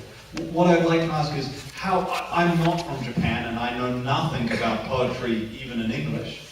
How important are these definitions in Japanese education? Is this an important issue? Do you have to remember these different styles of poetry? Are you expected to be able to repeat in a test? What are the aspects of different types of poetry in Japan? Ms. Ono maybe was this something else, but I can say it is not meaningful. I can just say it is not meaningful. Just so if we conduct some further research and we think of something, some idea that we have to revise the textbooks. If I am the editor, I will delete the descriptions. It's not meaningful. But Ms. Ono will say something else. She will say it's important. Yes. Thank you. Thank you. Thank you for your question. I'm afraid, but we don't have enough time. Thank you for your presentation. Okay.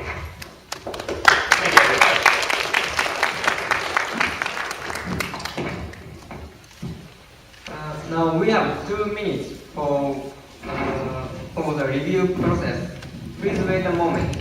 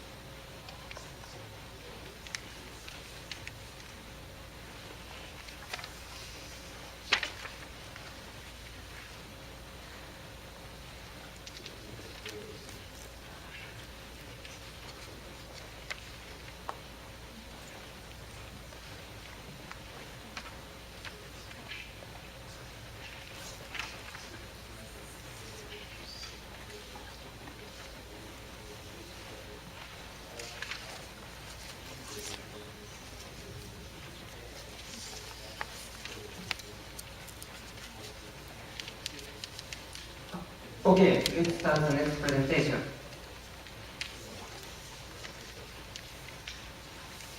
The next speaker is Mr. Shinji Minato from the Faculty of Engineering. The title is Student Satisfaction Levels of Kyoto University. Now, please start your presentation. Thank you, Chairperson. Today, I would like to talk about how can we raise the student satisfaction. My talk is composed of 5 parts. And my research question is the relation between the interest about research and the student satisfaction. Please look at this graph. This figure shows the time the first grade students spend on studying in a week. For example, 30% of American students spending for studying but from 6 to 10 hours in a week. But only 12% of KU students spend the same time. Actually, some of my students rarely attend classes. And so I can't borrow manga from them. This is a serious problem. So we have to find a way to make students study harder. And students who are satisfied with KU are likely to be spend longer time for studying than who are not satisfied with KU.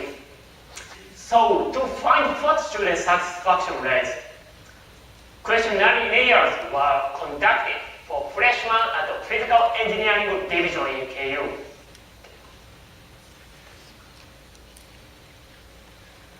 First, the target is a freshman of the engineering course. This is because one of the 3 students of KU belongs to engineering course. And second, the way conducted this survey is a question set, including 52 question items were answered, and we process this survey results by using the Excel software.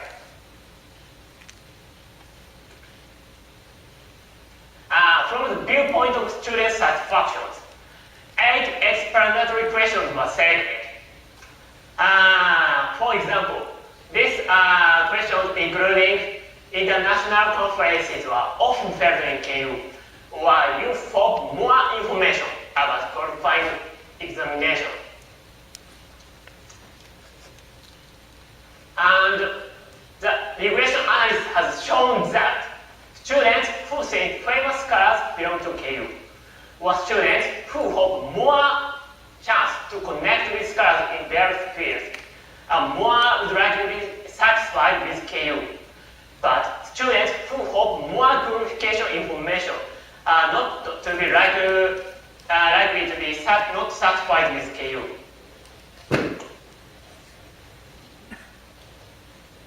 So this could be interpreted that students who think famous scholars belong to KU, or students who have more chance to connect with scholars in various fields, would be interested in doing research. But students who hope to take qualification information do not be interested in research, but interested in getting a job. So students who are interested in doing research tend to be more satisfied with KU than those who are not.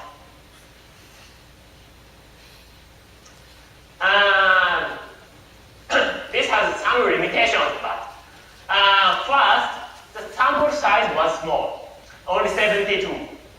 The second, our findings may not apply to other faculties because this sample was only students of the Department of Engineering.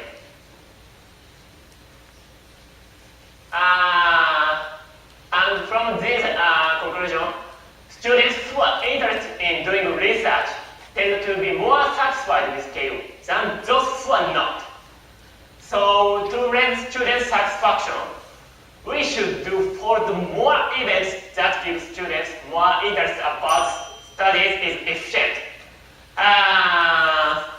And moreover, students will study harder through these events because they are satisfied with KU and they have higher motivation about research.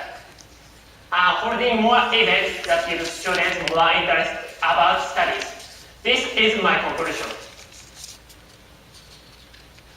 Thank you for your attention.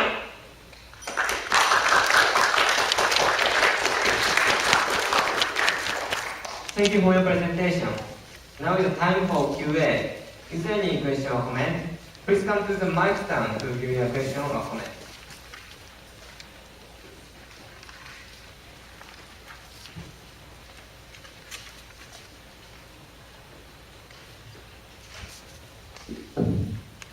Hello, thank you for your presentation. You say that students who are more interested in research are more satisfied with Kyoto University. Do you know the proportion of them? Like, how many students are more interested in research and how many students are interested in just getting a job after graduating? Do you have this information?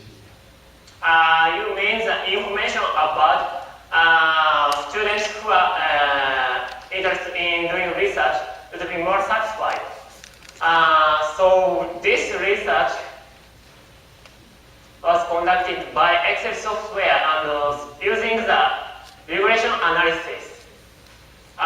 This analysis shows that it will be likely to be the students who are interested in research will be more satisfied. So this wasn't the exact proportion, but this is a tendency. What I mean is that are the students in Kyoto University more interested in research or jobs?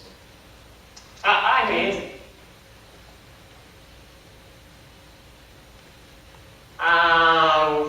this analysis shows that choosing famous scholars belong to KU and hoping more chance to connect with scholars in various fields are more satisfied with KU. But hoping to take qualification information, students would not be satisfied with KU. So I said this could be interpreted that these two contents could be interested in doing research, and that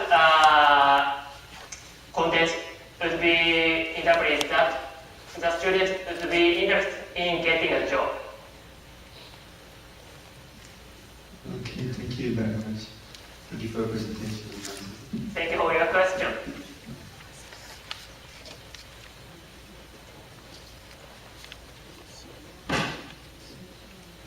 Very interesting ideas you have there. Did you ask these questions in Japanese? There may be a difference in the meaning there, and some of your questions are not really in question form in English. So I was just wondering, in your questionnaire, those questions you have there in English were originally in Japanese. You asked them in a Japanese questionnaire or with an English. Those are the exact questions you asked. Thank you for your questions. This question was searched in Japanese, and I translated the question to English. I see. So I think that there might be a difference of nuance between your original Japanese question and how you've worded it in English. And so I think you should, a suggestion would be I would include perhaps the original Japanese question in Japanese as well, so that we know exactly what question was asked. Thank you for your advice. In this case, since that was, okay. Nice. Okay, thank you.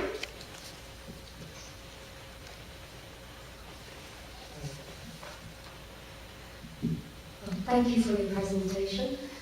My question is about, you made a suggestion at the end about how to make students more motivated in studying. Did you ask them what would make them more interested in studying, or how did you come to the conclusion? You mean how to for the events? Yes, like what kind of events? Yes, that's a nice question. I suppose, for example, to have a conference that can interact the students and researchers can communication.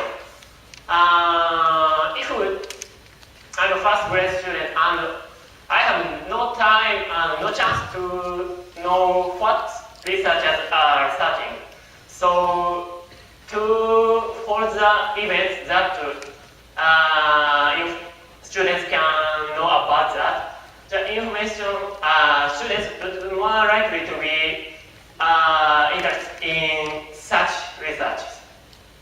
Okay, so you asked them that if there were more conferences and this kind of events, they would be interested. That's what they answered? Yes,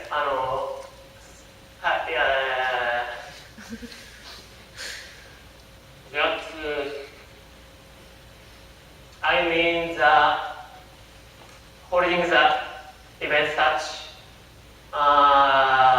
in the communication students and researchers would be more effective. Okay, thank you.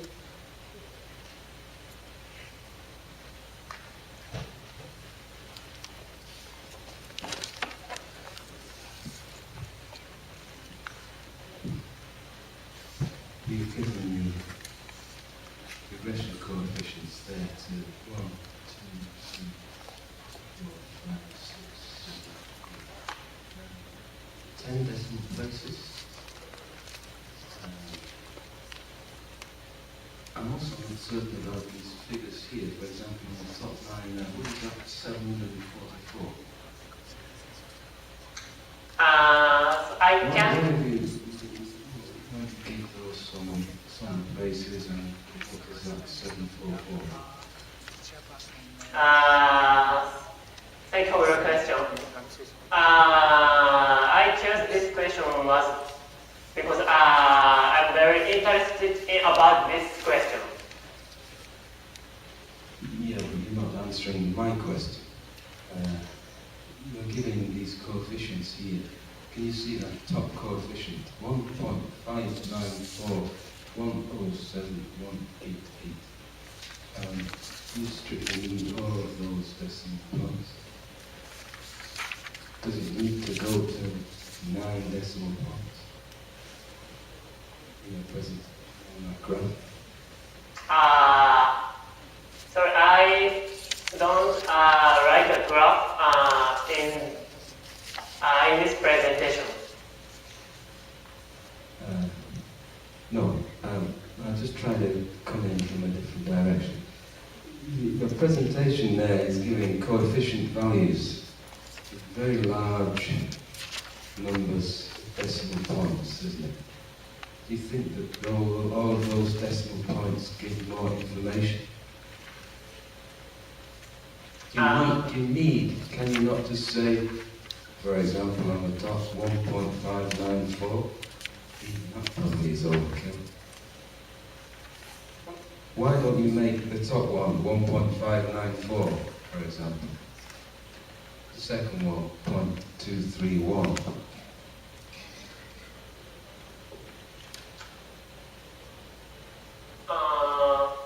Sorry, I can't understand about it, so please explain about it.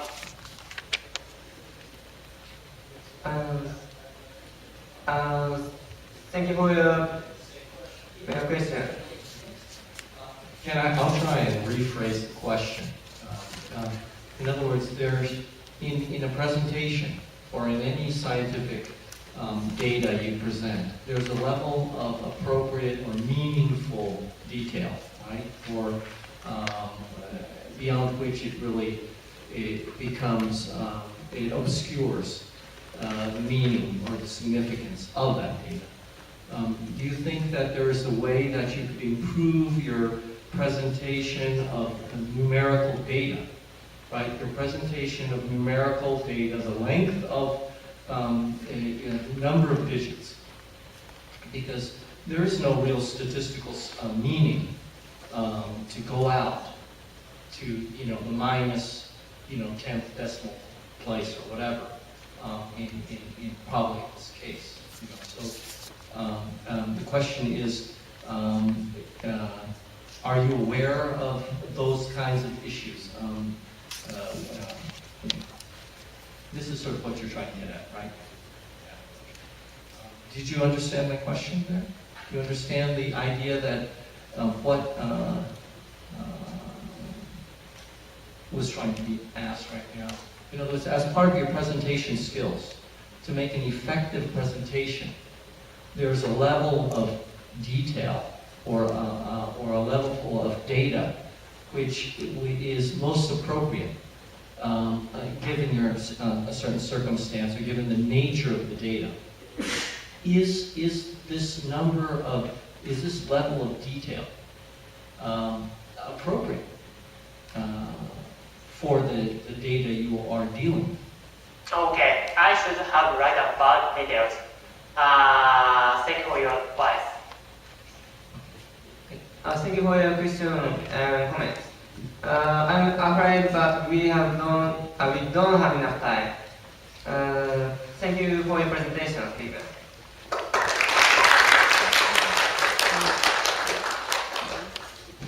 Now we have 2 minutes for review process. Please wait a moment.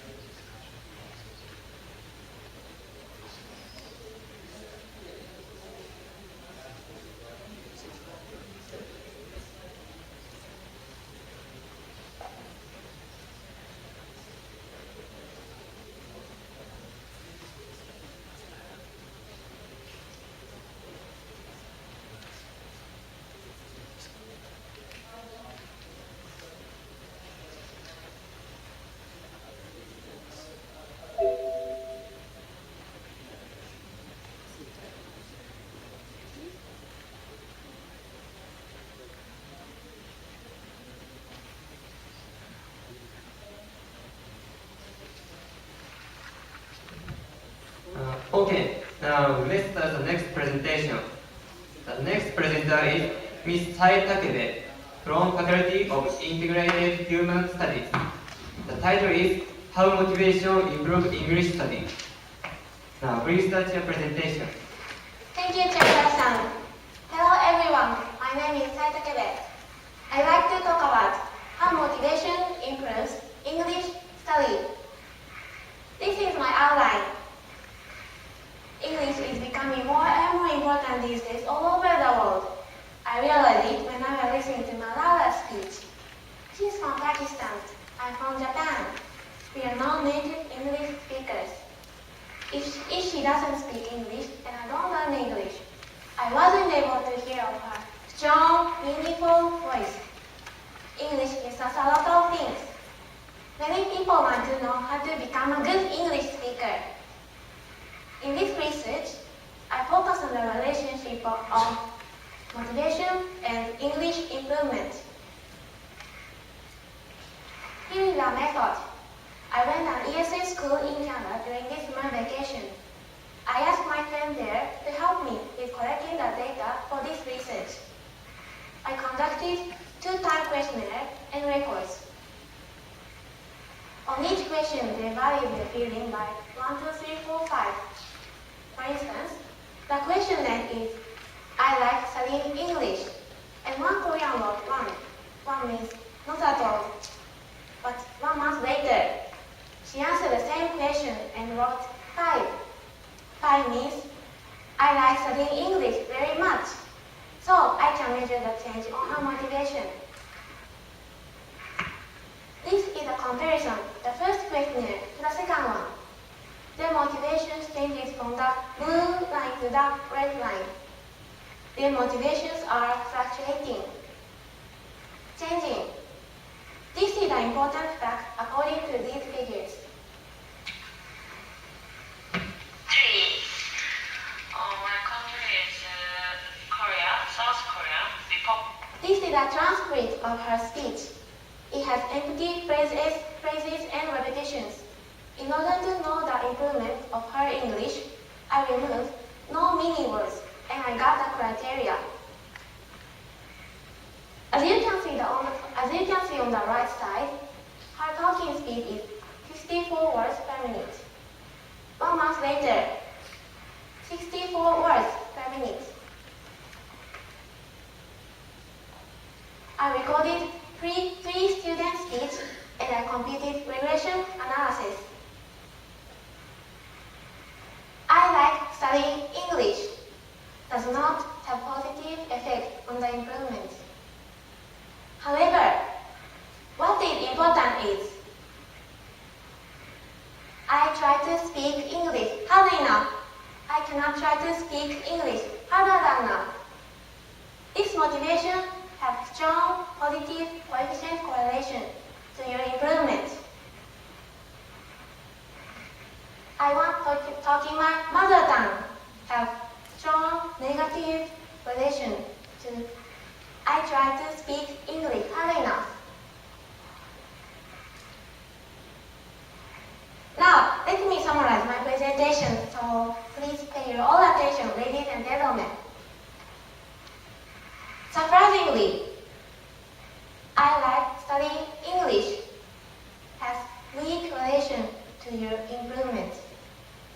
Unfortunately, I want talking my mother tongue has strong negative relation to your most important motivation.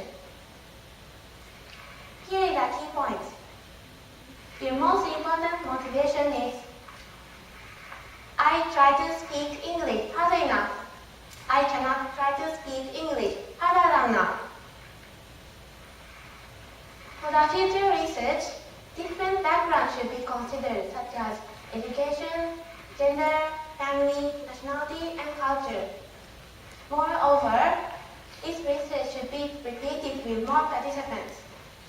Also, this result will be applied for various aspects of life, such as jobs, hobbies, and so on.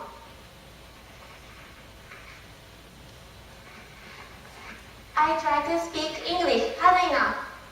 This is the most important motivation for your English improvement. Thank you for your kind attention.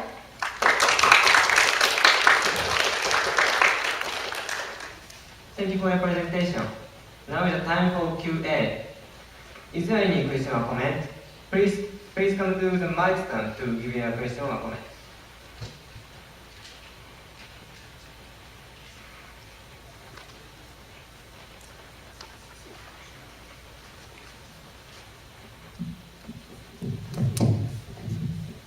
Thank you for your interesting presentation. I want to ask one question. Well, I want to ask a definition about speak English hard. Does hard means speaking as fast as possible, or frequently as possible, or grammatically correct as possible, or just it means the hard as possible? Thank you for your comment. Your point is very good. Yes. First, the meaning of hard. Trying hard. This means I'm studying hard English, and I'm doing my best. And I'm making effort. Try to speak English hard is this meaning. And second, you mentioned about the fast as possible is better for English improvement. Of course not. When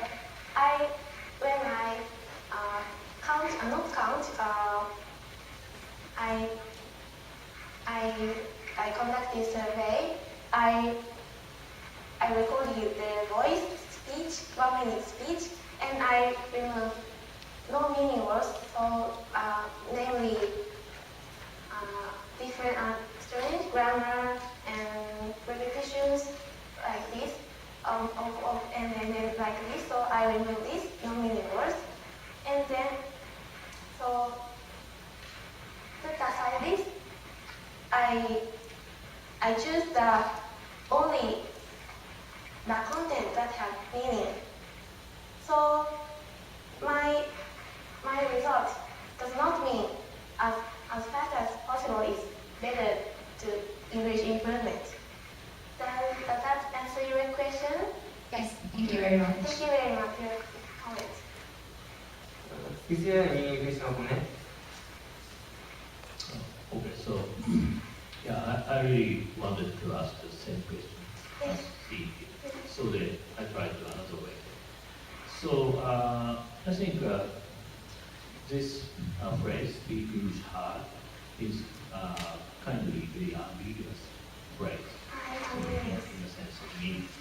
So my question is, do you think that this kind of definition of your meaning of the speaking English hard can be correctly interpreted by subject? So in the questionnaire. Correctly interpreted by subject. Yeah. So I think it's a kind of important point to Yes. analyze questionnaire. Yes, your point is also very good. Yes.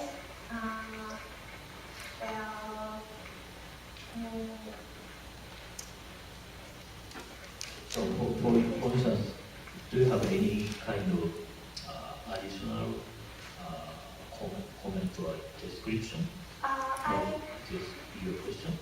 Yes, I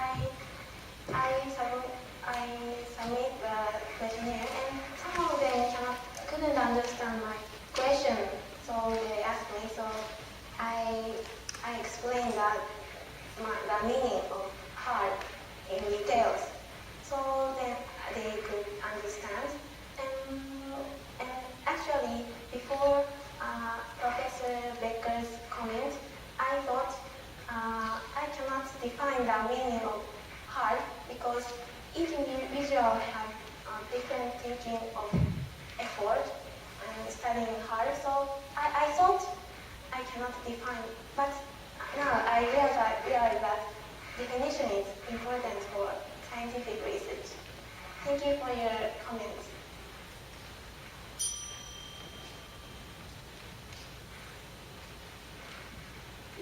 Thank you for your question. Thank you for your presentation, speaker.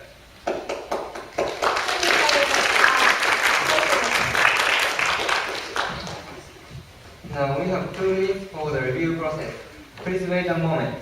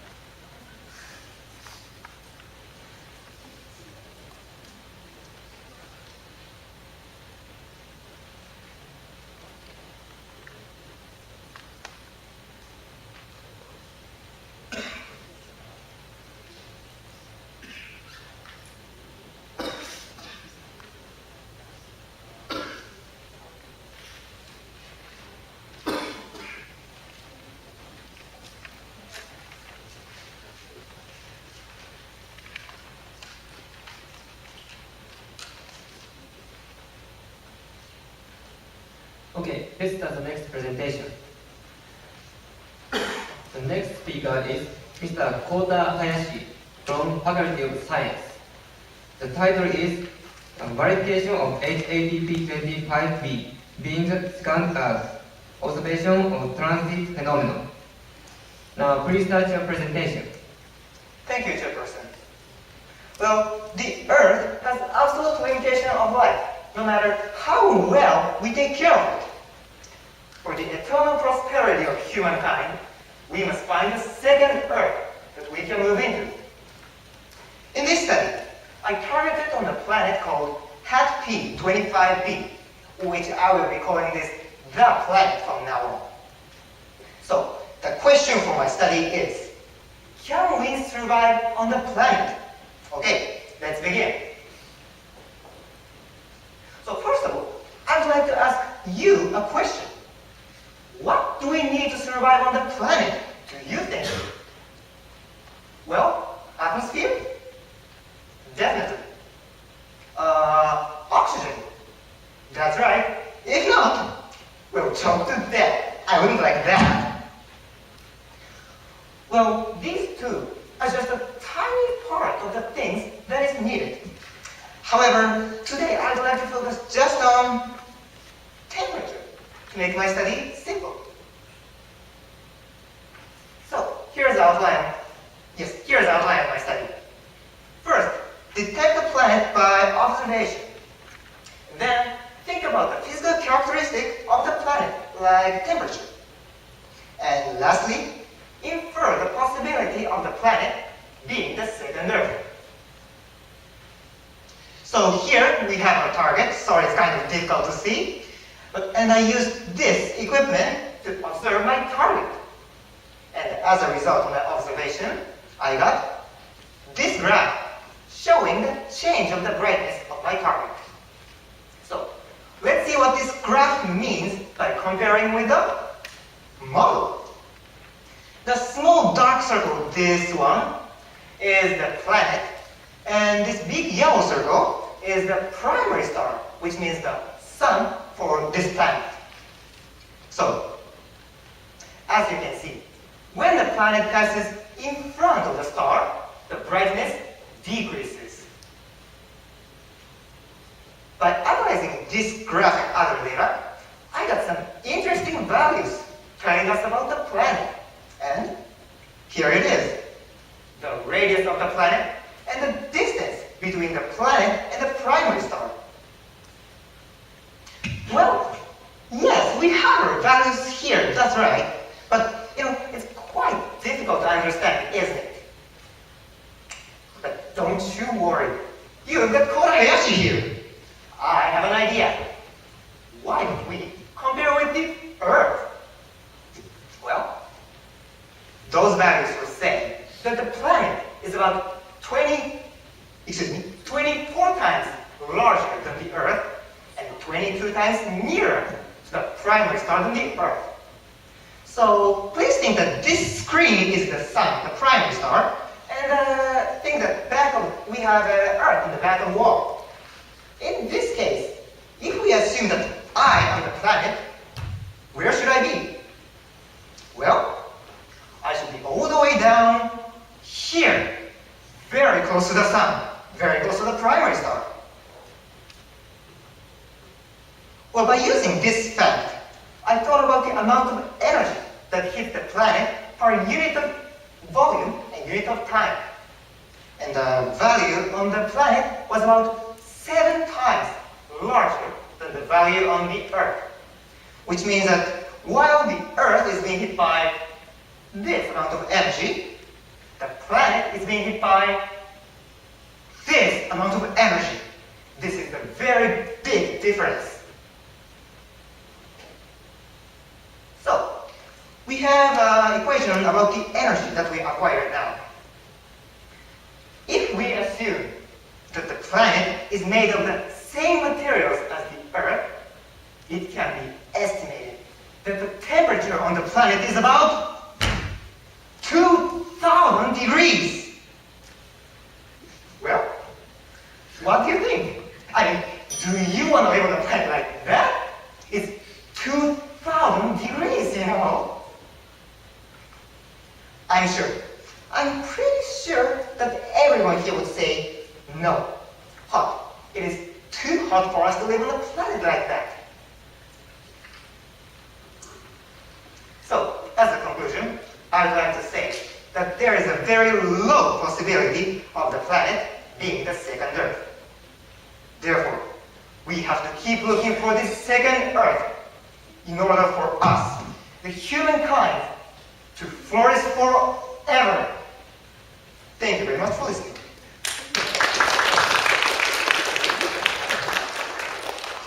Thank you for your presentation. Now is the time for question or answer. Please come to the mic stand to give your question or comment.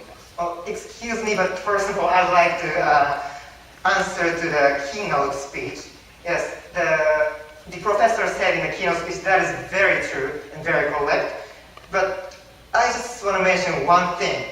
Yes, my target is placed in around a distance in about 1,000 light years, which means you need to it needs 1,000 years to go there, even at speed of light. However, as I said, the Earth has absolute limitation of light because of the sun. You know, the sun will explode in years. I don't know what exactly the year, but I think that will happen, and I can't think of the way to avoid that. So I think that going to the second Earth will be the ultimate way for the eternal prosperity. And I have an idea. Why don't we create a pre-second Earth, which is like spaceship that could carry whole society in, which means like you can born in the spaceship, you can live in a spaceship, and you can die in a spaceship.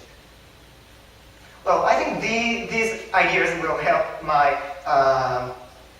study, and these things will help our these things will help our prosperity. Excuse me, sorry. Can I have a question from you? Excuse me. Thank you for your excellent presentation. I want to ask you about the two questions. The first is very similar to the Professor Becker, and so since there are billions or even trillions of planets in the whole universe, and why do you just pick up this planet that is quite far away from the Earth? So you're asking the reason why I picked the HAT P25b, right? Oh yes. Yes. That is kind of technical problem because I couldn't choose another planet because I observed this planet to verify whether we can live or not. So I have to observe the planet. But the temperature, is not temperature. The weather in this summer was quite bad. We had quite a lot of rain, and yes, we have. I had quite many candidates for my observation, but the condition of the weather, the condition of my telescope, they only allowed me to observe this HAT P25b. Does this answer your question? Yes, I got it. Thank you very much. Thank you very much for your question. Is there any question that you would like to ask me?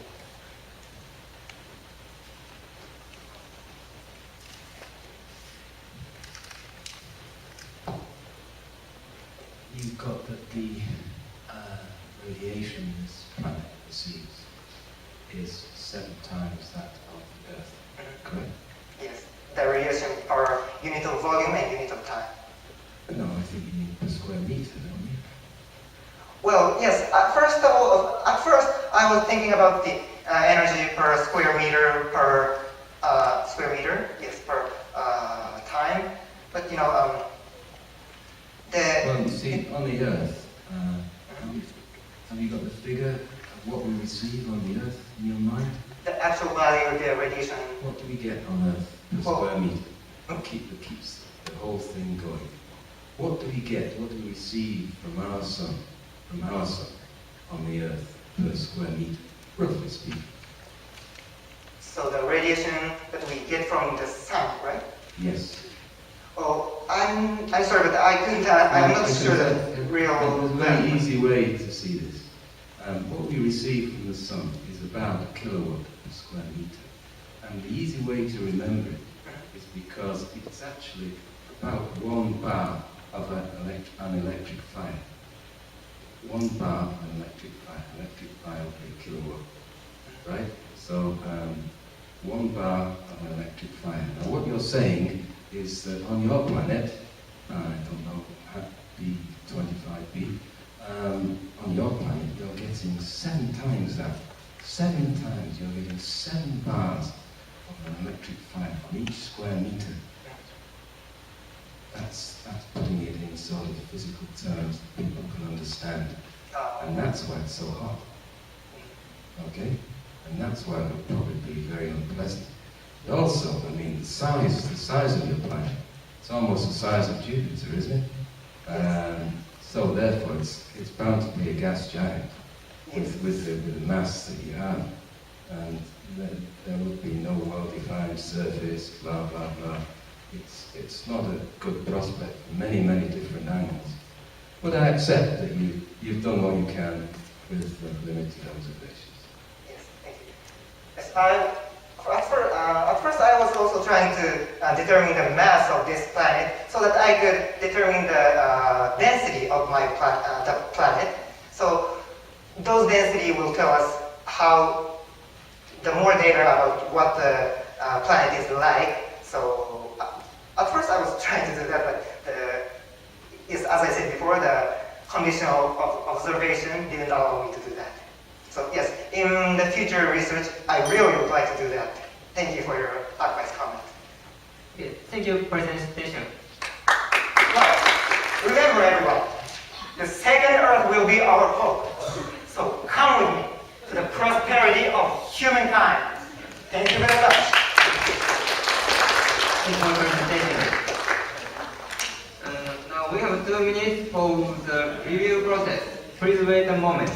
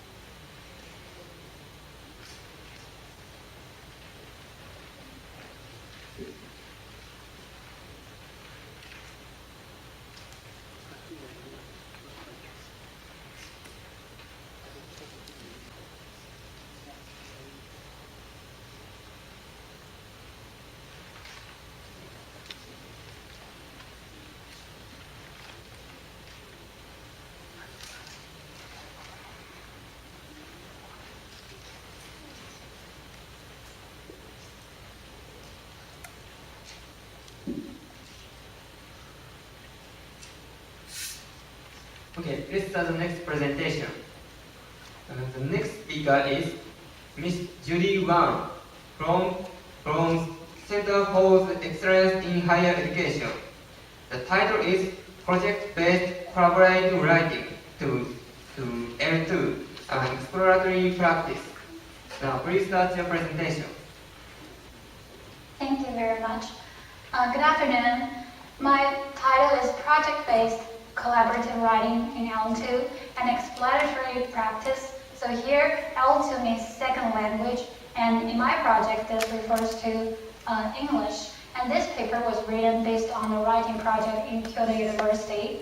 So first of all, I want to highlight the two concepts in the title. The first one is collaborative writing. Collaborative writing is the joint production or co-authoring of a text by two or more authors. As the Japanese text is calling for more communicative approach to language teaching, teachers are finding collaborative writing more and more useful in classrooms. And for exploratory practice, as the name suggests, if you have a puzzle, you need to explore it. And your ultimate goal is to enhance or to strive for a high quality of life. In this sense, if it is a classroom, then it's the high quality of life in classroom. And there will be collaboration in classroom, like the collaboration among students, among teachers, and between students and teachers. And therefore, their mutual understanding will be enhanced. First of all, I would like to briefly introduce this project. This is called Japanese Psychology for Intercultural Understanding. This is actually an iBook project. So, as we know that the Kyoto University is calling for more globalization, internationalization, and there is the new center that's being under construction in the Yoshida campus near the cafeteria. It's called IARC, and we want to design materials for overseas students who come to Kyoto University, and we want them to know more about Japanese psychology and culture, so we are writing this book of Japanese key terms. And the participants, we call them Japanese Psychology Research Group. And for the tools we used are Google Docs, where the members can collaborate writing in real time, and also GoAnimate, where we create animations to explain simple terms, and also iBook Author. And for the finished work, I will show you an illustration and video later on, but first I want you to look at the chapters and the titles. We have 6 chapters finished and also 6 to go in this semester. For data collection and analysis in my paper, so first I used a questionnaire, but I thought it wasn't enough, so I had interviews, but those interviews are kind of private interviews because I don't want the students to feel that they are on the record. They might be afraid that the professor might know they're not devoting their time to writing, and I got both quantitative and qualitative data from that. And during the analysis process, I found something very interesting. And the first one is the time arrangement of the members. So they admitted that they only devoted like 67.5% of the time on the project, while the other part was quite irrelevant. And of that part, only 30% of the time was devoted to writing. So as we can see, the efficiency was rather low, and we only finished 1 chapter last semester. But their attitudes towards peer review was quite positive. In previous literature, there are researchers that are saying that the co-authors are willing to make contributions, but they hate their contribution to be ordered or delayed by others. And we have also found out that their influence on English language learning is also positive. So my conclusion for this is that collaborative writing can produce more accurate text, both in grammar and also in content. And also it can facilitate language learning. This is because, first of all, from the peer review, the members are discussing the typical cases of a Japanese term, so it's more accurate in content, and there is also a professor who facilitates this program, so we can have grammar check. And also, as we are communicating in English, that also enhanced our speaking English, and also we're reading extensively related papers that kind of enlarge our vocabulary. But it also has issues with the efficiency, as I mentioned earlier. This semester, we have some possible improvements that's been underway. The first one is we need wise planning, because in the first semester, we were too ambitious and we weren't able to accomplish our goals. And second one is we have established an accountability system. So the students this semester are now taking responsibility for their own work.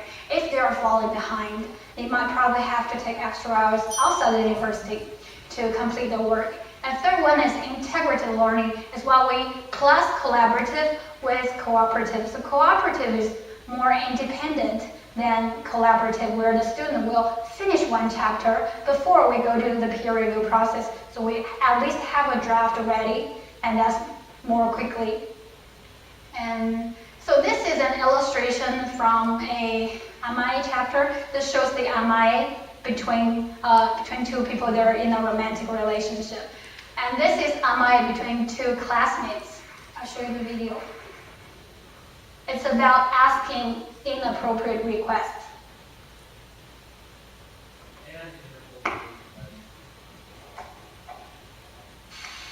次の数学の講義だるいなあ。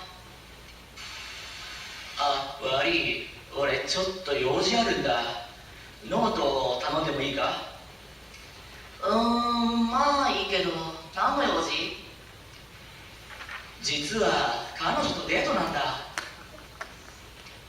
はあ、なんだよそれ。すまん、ジュースおごるから頼むよ。はいはい、わかりました。Yeah, that's all for my presentation. Thank you very much.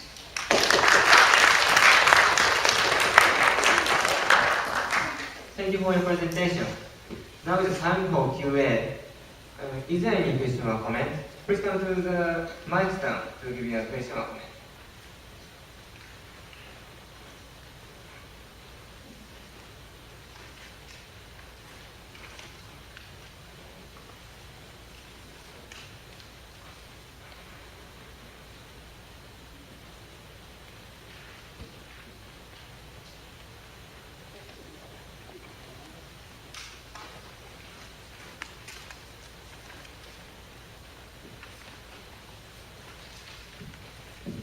Thank you for your presentation. Your standpoint was very interesting. I have a question for your conclusion.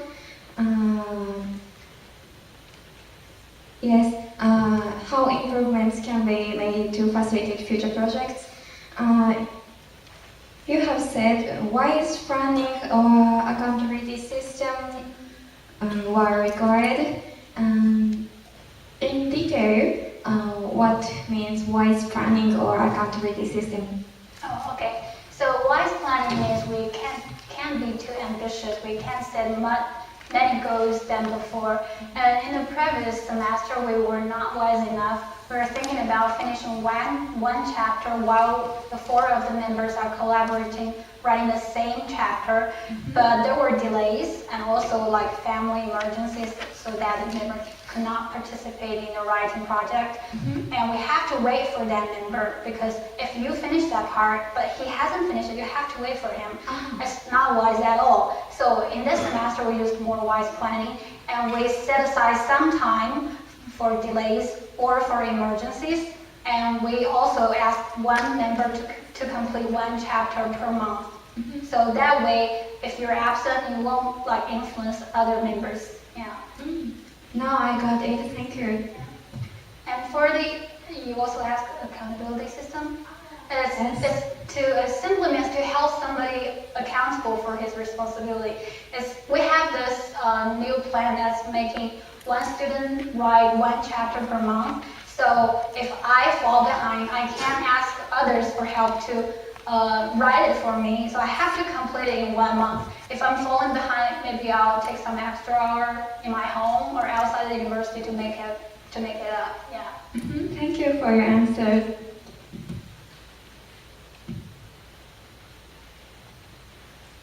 Is there any question or comment?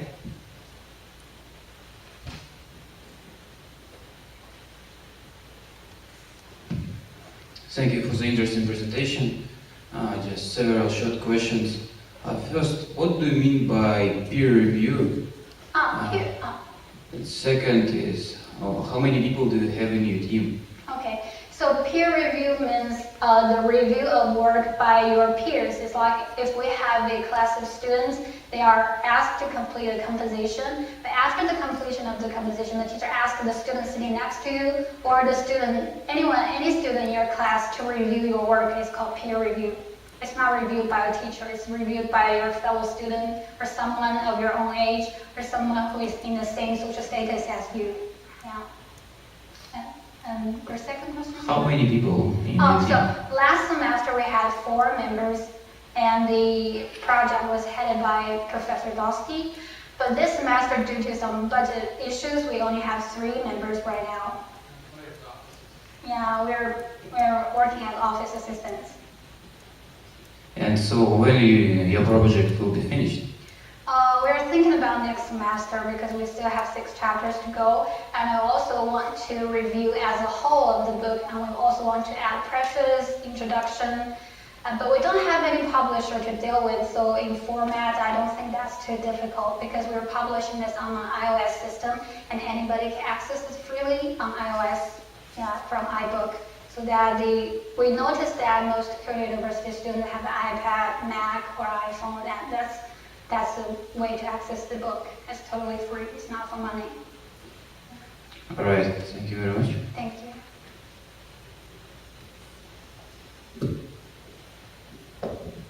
Thank you for interesting talk. In conclusion, you mentioned about the collaborative writing can produce accurate. So how do you measure accuracy of text? So grammatically speaking, accuracy is very easy. We have professors to check our grammar. But in terms of content, our group is kind of a mixed group. We have people from Japan, from Sweden, from China. And so we're trying to get the concept of a Japanese term very correctly. Sometimes we ask the Japanese student if our understanding of the Japanese term is correct, and they would give their advice, and they would ask us if this concept exists in our culture as well, so that we're doing this like cross-examining thing, and that's more accurate. On the negative side, it may produce compromising expression of the text. In the negative side, collaborative writing may lead to the compromising representation of the text. Have you considered that? Yeah, I know. So there were times. Can I answer this question? Oh, okay. So there were times when we had very difficult problems with the peer review process because in terms of content, there was one Japanese student who thought that this should be self-indulgence amae. He thought it would be like something subjective and objective, but we thought it would like be self-indulgence amae or as amae to other people. So we have quite a lot of discussion on that, and we have to compromise a lot. And at last we tried to persuade him because we like the majority and we really felt sorry for him, but his idea was brilliant, but it was not fitting the framework. Yeah, a lot of compromises. Thank you. Thank you very much. Thank you for your presentation.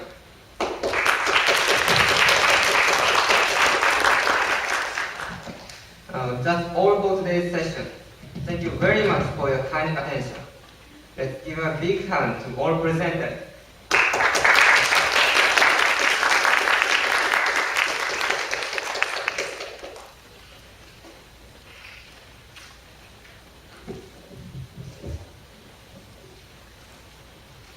Thank you.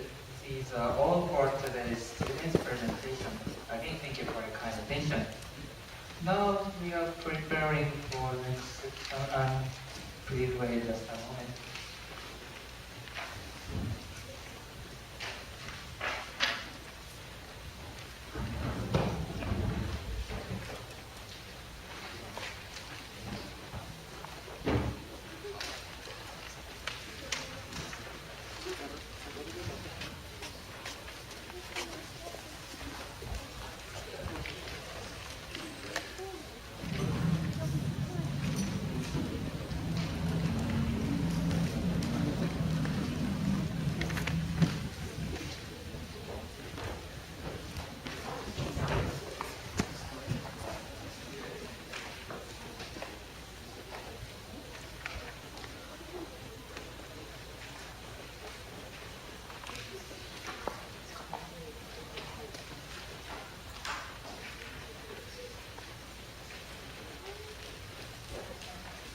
Sorry, excuse me.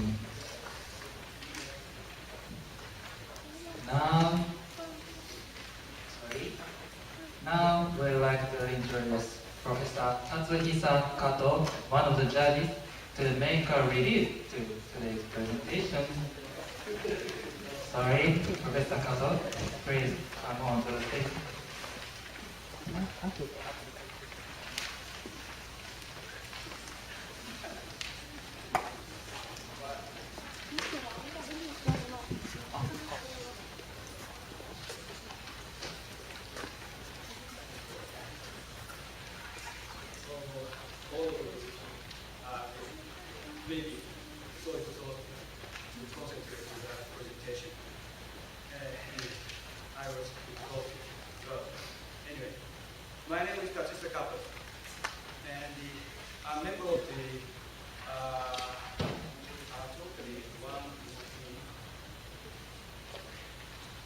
Sorry. My name is Tatsuya Kato, a member of the judge committee, maybe totally 7, 8 judge. Anyway, and I'm very glad give this small word on behalf of the judge member now.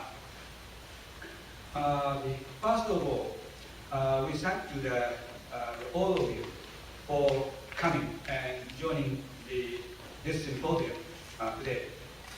And I have to do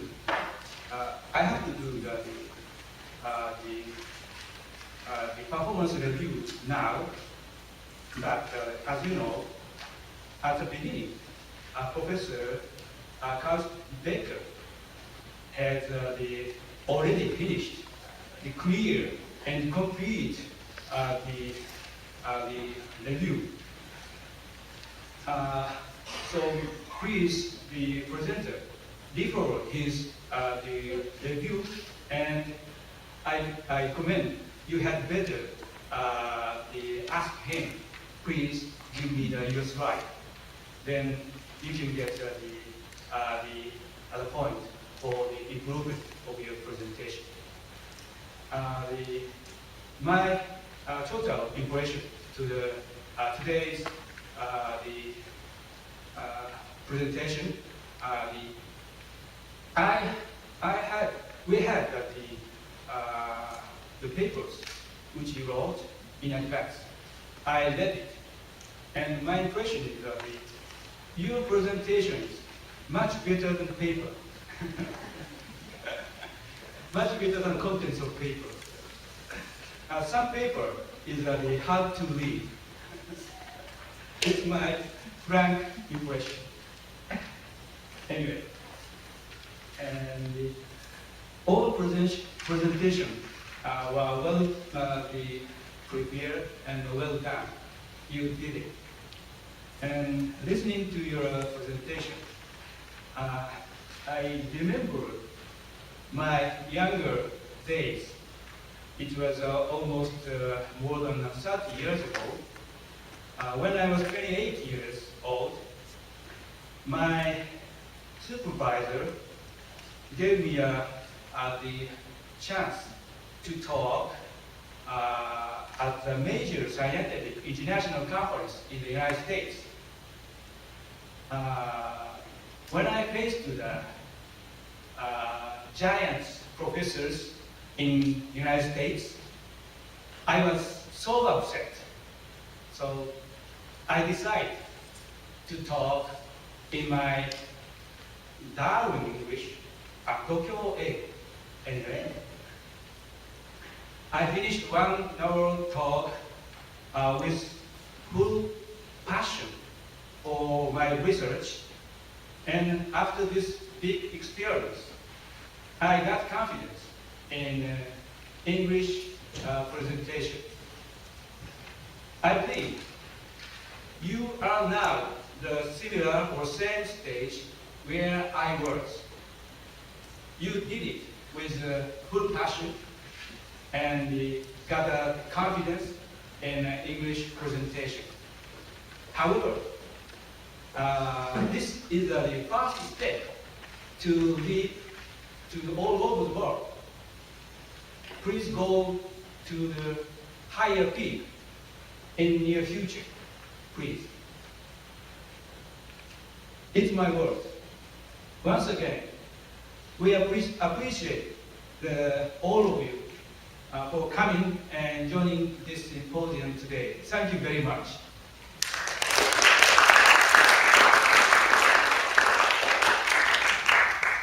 Professor Kato, thank you so much. Next, as the ending of this symposium, we would like to introduce Professor Koji Koyamada to make a closing remarks. Professor Koyamada, please.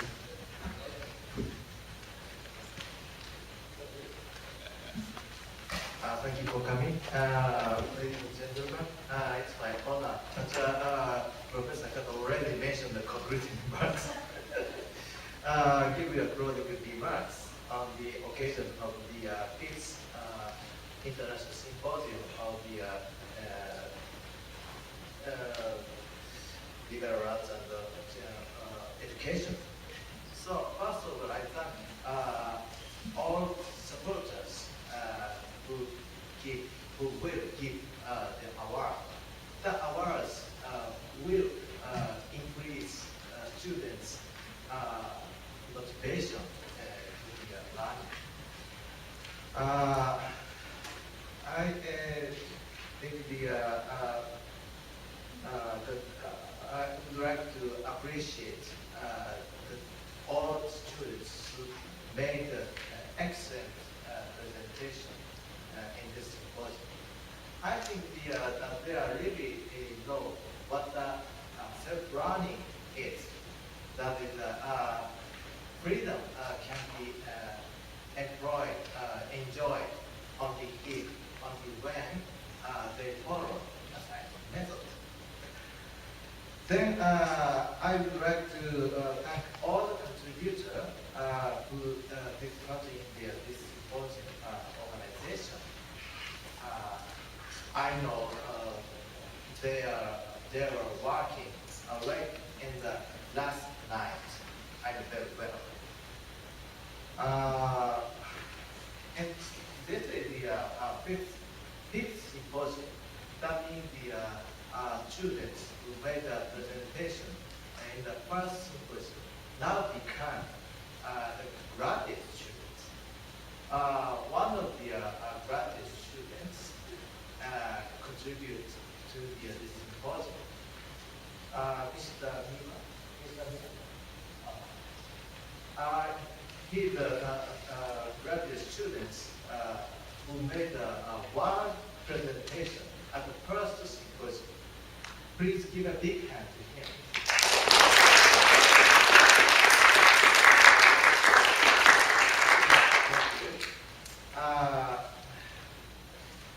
I think that there are strong bond between OBs and the OGs in this symposium organization. So this symposium played a very important role in which self-learning culture is actually transferred from generation to the next generation. Lastly, I want to thank everyone for all effort and support to make this event a success. I, together with the participants, will pray for the prosperity of this symposium from now on. Again, thank you.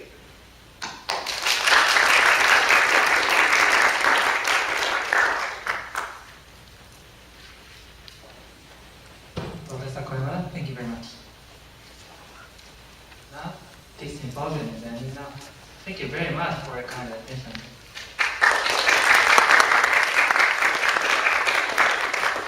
We will have after party from